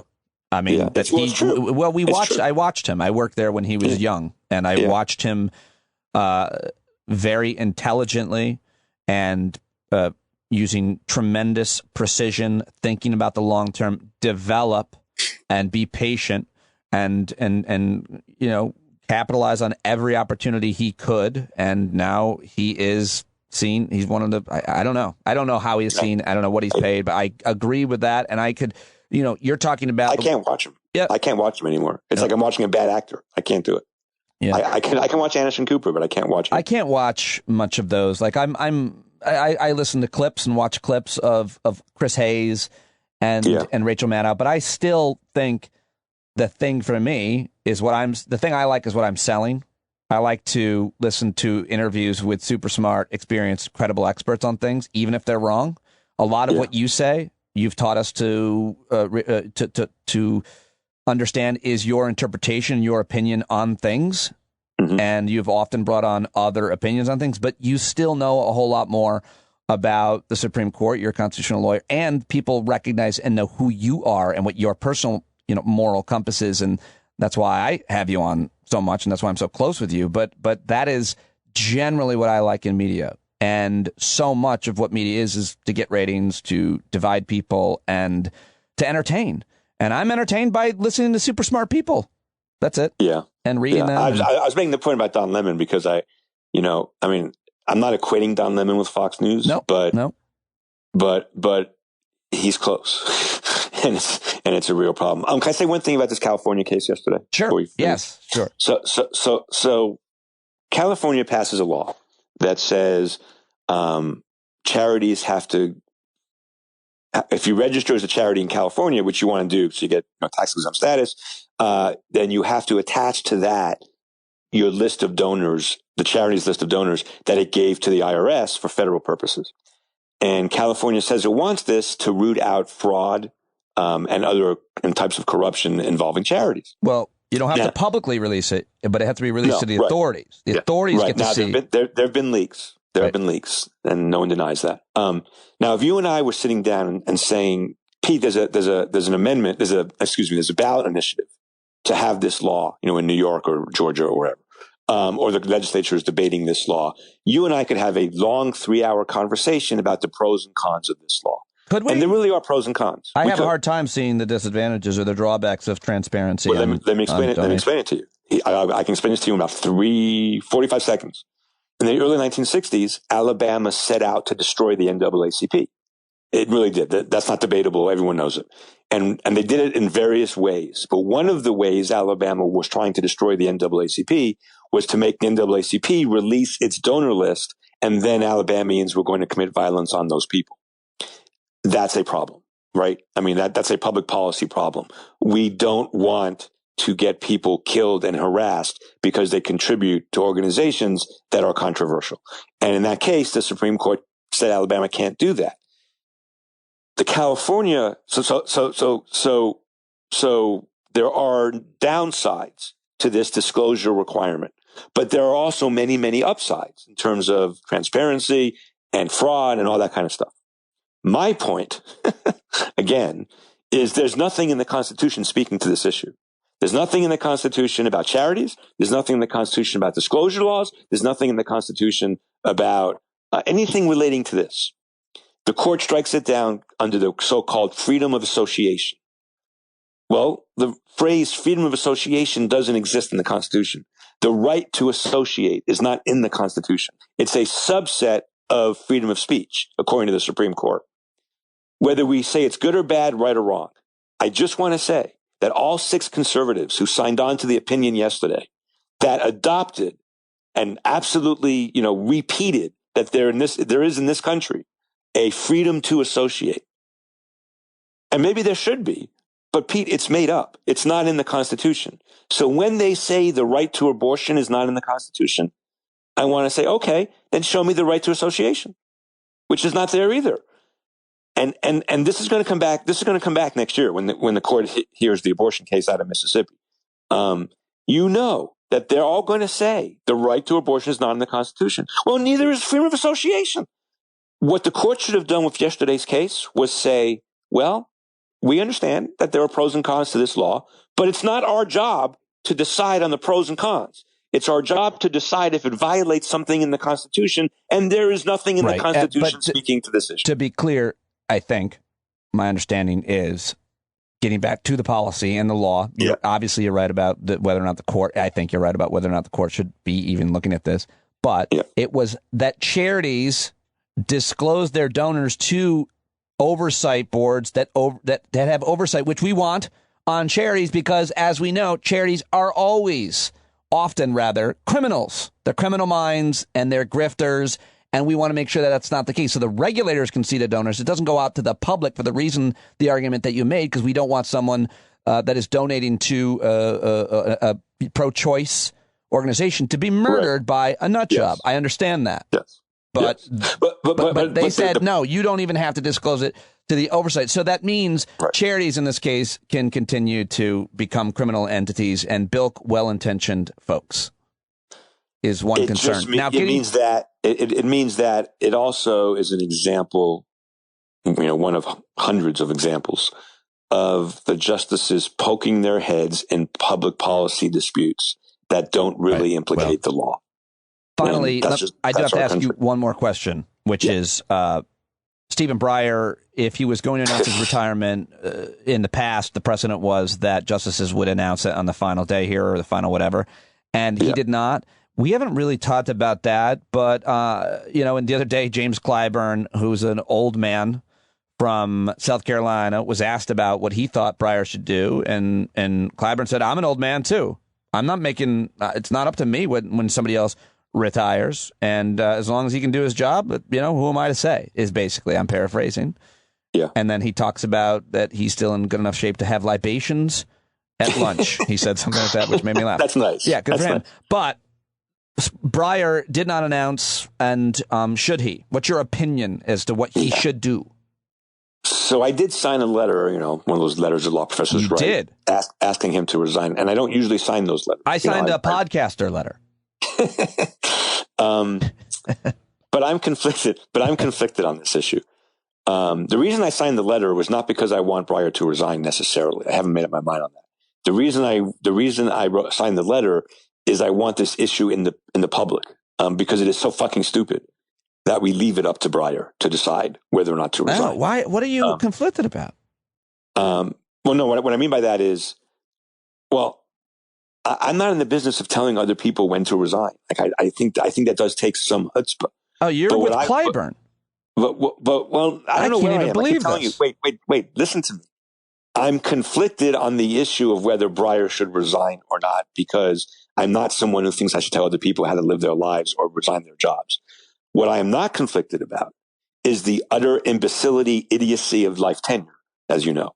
And I was screaming about life tenure long before everybody else was. And this is a way of getting that issue to the public, because the guy's been on the bench since Clinton. I realize that you're using the question to at least publicly say, I want to promote it shouldn't come to this. Yes, it shouldn't come to this. That's a great way of putting it. Right, sure. But you are also surprisingly shy on a political analysis that I am setting you up for, which pretty much everybody knows, because Mitch McConnell has said. No, it's complicated, because it's not complicated. And how let dare me tell you why it's complicated. From a 0 to 5 year perspective, I get why liberals want Breyer to resign. But on a 0 to 30 year perspective, let's say he doesn't resign. And then let's say the Republicans take back the Senate in 2022, which is probably going to happen. And then let's say Breyer does at that point resign, because he wants Biden to be able to appoint a successor, at which point McConnell won't allow him to do that. Probably. All of that is going to be more fuel for the Supreme Court crisis that hopefully is coming in the near. Pete, the only way to solve the problem of the Supreme Court is through crisis. That's how it always was. This is not new. This is the most important thing I've said to you in so long. It's 1936, and Franklin Delano Roosevelt just gets reelected with a huge majority. And one of the first things he does is he goes on his radio show, which there was no TV, which was his Saturday morning radio shows were the equivalent of primetime press conferences today. And he said, the Supreme Court is causing a crisis in our country. We are in a Great Depression. We are struggling economically. The Congress and I have all of these fixes, attempted fixes, and the court keeps striking it down. And he said, and I quote, we must save the Constitution from the court. And he said, and I quote, the court right now is full of aged and infirm judges from a different time. And then he proposed his court packing plan. He beat the Supreme Court into submission. And for the next 30, 40 years, the court didn't do anything too terrible. We're at that same moment in time. We're at that point of crisis where to save the country, we have to do something drastic with the court. And we have to get to that moment, Pete, We're there, but resigned. I'm arguing that moment is now. It's not. It's close, but it's not. Partly because Biden is not FDR. If Biden were FDR, then he would go on TV at 9 o'clock at night and say what FDR said. So your screenplay is it's got to get worse before it gets better. Yes, I'm afraid so. I hate to say it, but I'm afraid so. And that also happened that happened with the Supreme Court in 1872. I mean, it's when the Supreme Court held. You and I have talked about this, but most of your listeners won't have heard this. The Supreme Court in 1870 said Congress couldn't issue paper money. Congress didn't have the power to make paper money legal tender. And this was a totally business class, creditor class ruling, just like today. Now, the political parties were reversed, but it was the same thing. And that caused a crisis. And what Ulysses S. Grant did is he appointed 2 judges to 2 vacancies who everyone knew would vote to reverse that case. Everyone knew that. It was not a debate. And 1 year later, the court reversed the case, and now paper money became legal tender. That Grant knew there was a crisis, and he knew what he had to do. He had to basically stack the court, and he was accused of stacking the court to get that result. We have to get out of this cycle of Supreme Court causing historic type crises. And the only way to do that is to get to the point where a president of the United States says, I'm not going to follow the Supreme Court anymore. That's what we need. We really do. And Breyer resigning and McConnell stopping his successor would lead to that crisis. I really believe that. So it's complicated. That's all I'm saying. Well, that is one interpretation, one analysis. Yeah. I could be wrong about all of that. I admit that. I'm not wrong about the history. I'm right about the history. Right. Well, that's one of the reasons I love talking to you. Eric Siegel at eSpin Siegel. As always, a pleasure. Thank you for joining me for almost an hour. I really appreciate it. My pleasure. Loved it. Stand up. Well, there you go. How about that? An over 2-hour show for you to choose from here on Tuesday, the 6th of July. Thank you so much for listening to Stand Up with Pete Dominic. I cannot do this show without your support, and while it's free, so many of you are paying for paid subscriptions, but I definitely need to keep them going. So please sign up if you haven't already. Tell your friends about it. Give it 5 stars on the Apple Podcast and a review, and join our community. Thursday night, you can hang out with us anytime on the Discord platform. Much more to come. Check out youtube.com/standupwithpete for videos of my interviews, which I'm posting more and more of every day. And now, singer-songwriter, Grammy Award winner, and a guest of mine on Stand Up last week, when this new song landed everywhere you get music, it's You Gotta Stand Up by John Carroll. Take it away, Johnny.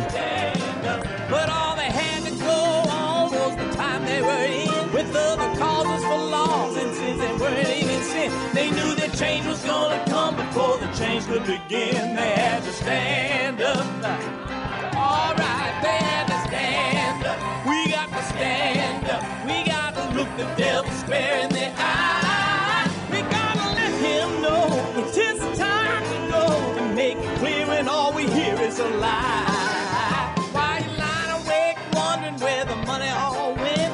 It'll be the cost of freedom that'll go unspent. You can see him flee the scene of that experiment if you stand up. All right, we got to speak up. We got to reach up and raise your voice in every way you know how. Don't be toes up. You got to show up. Ain't no better time to do it but now. No need to pledge allegiance to no wanton tribe. Rise up, show obedience to the voice inside, and listen well and it'll tell you not to run and hide. It says stand up.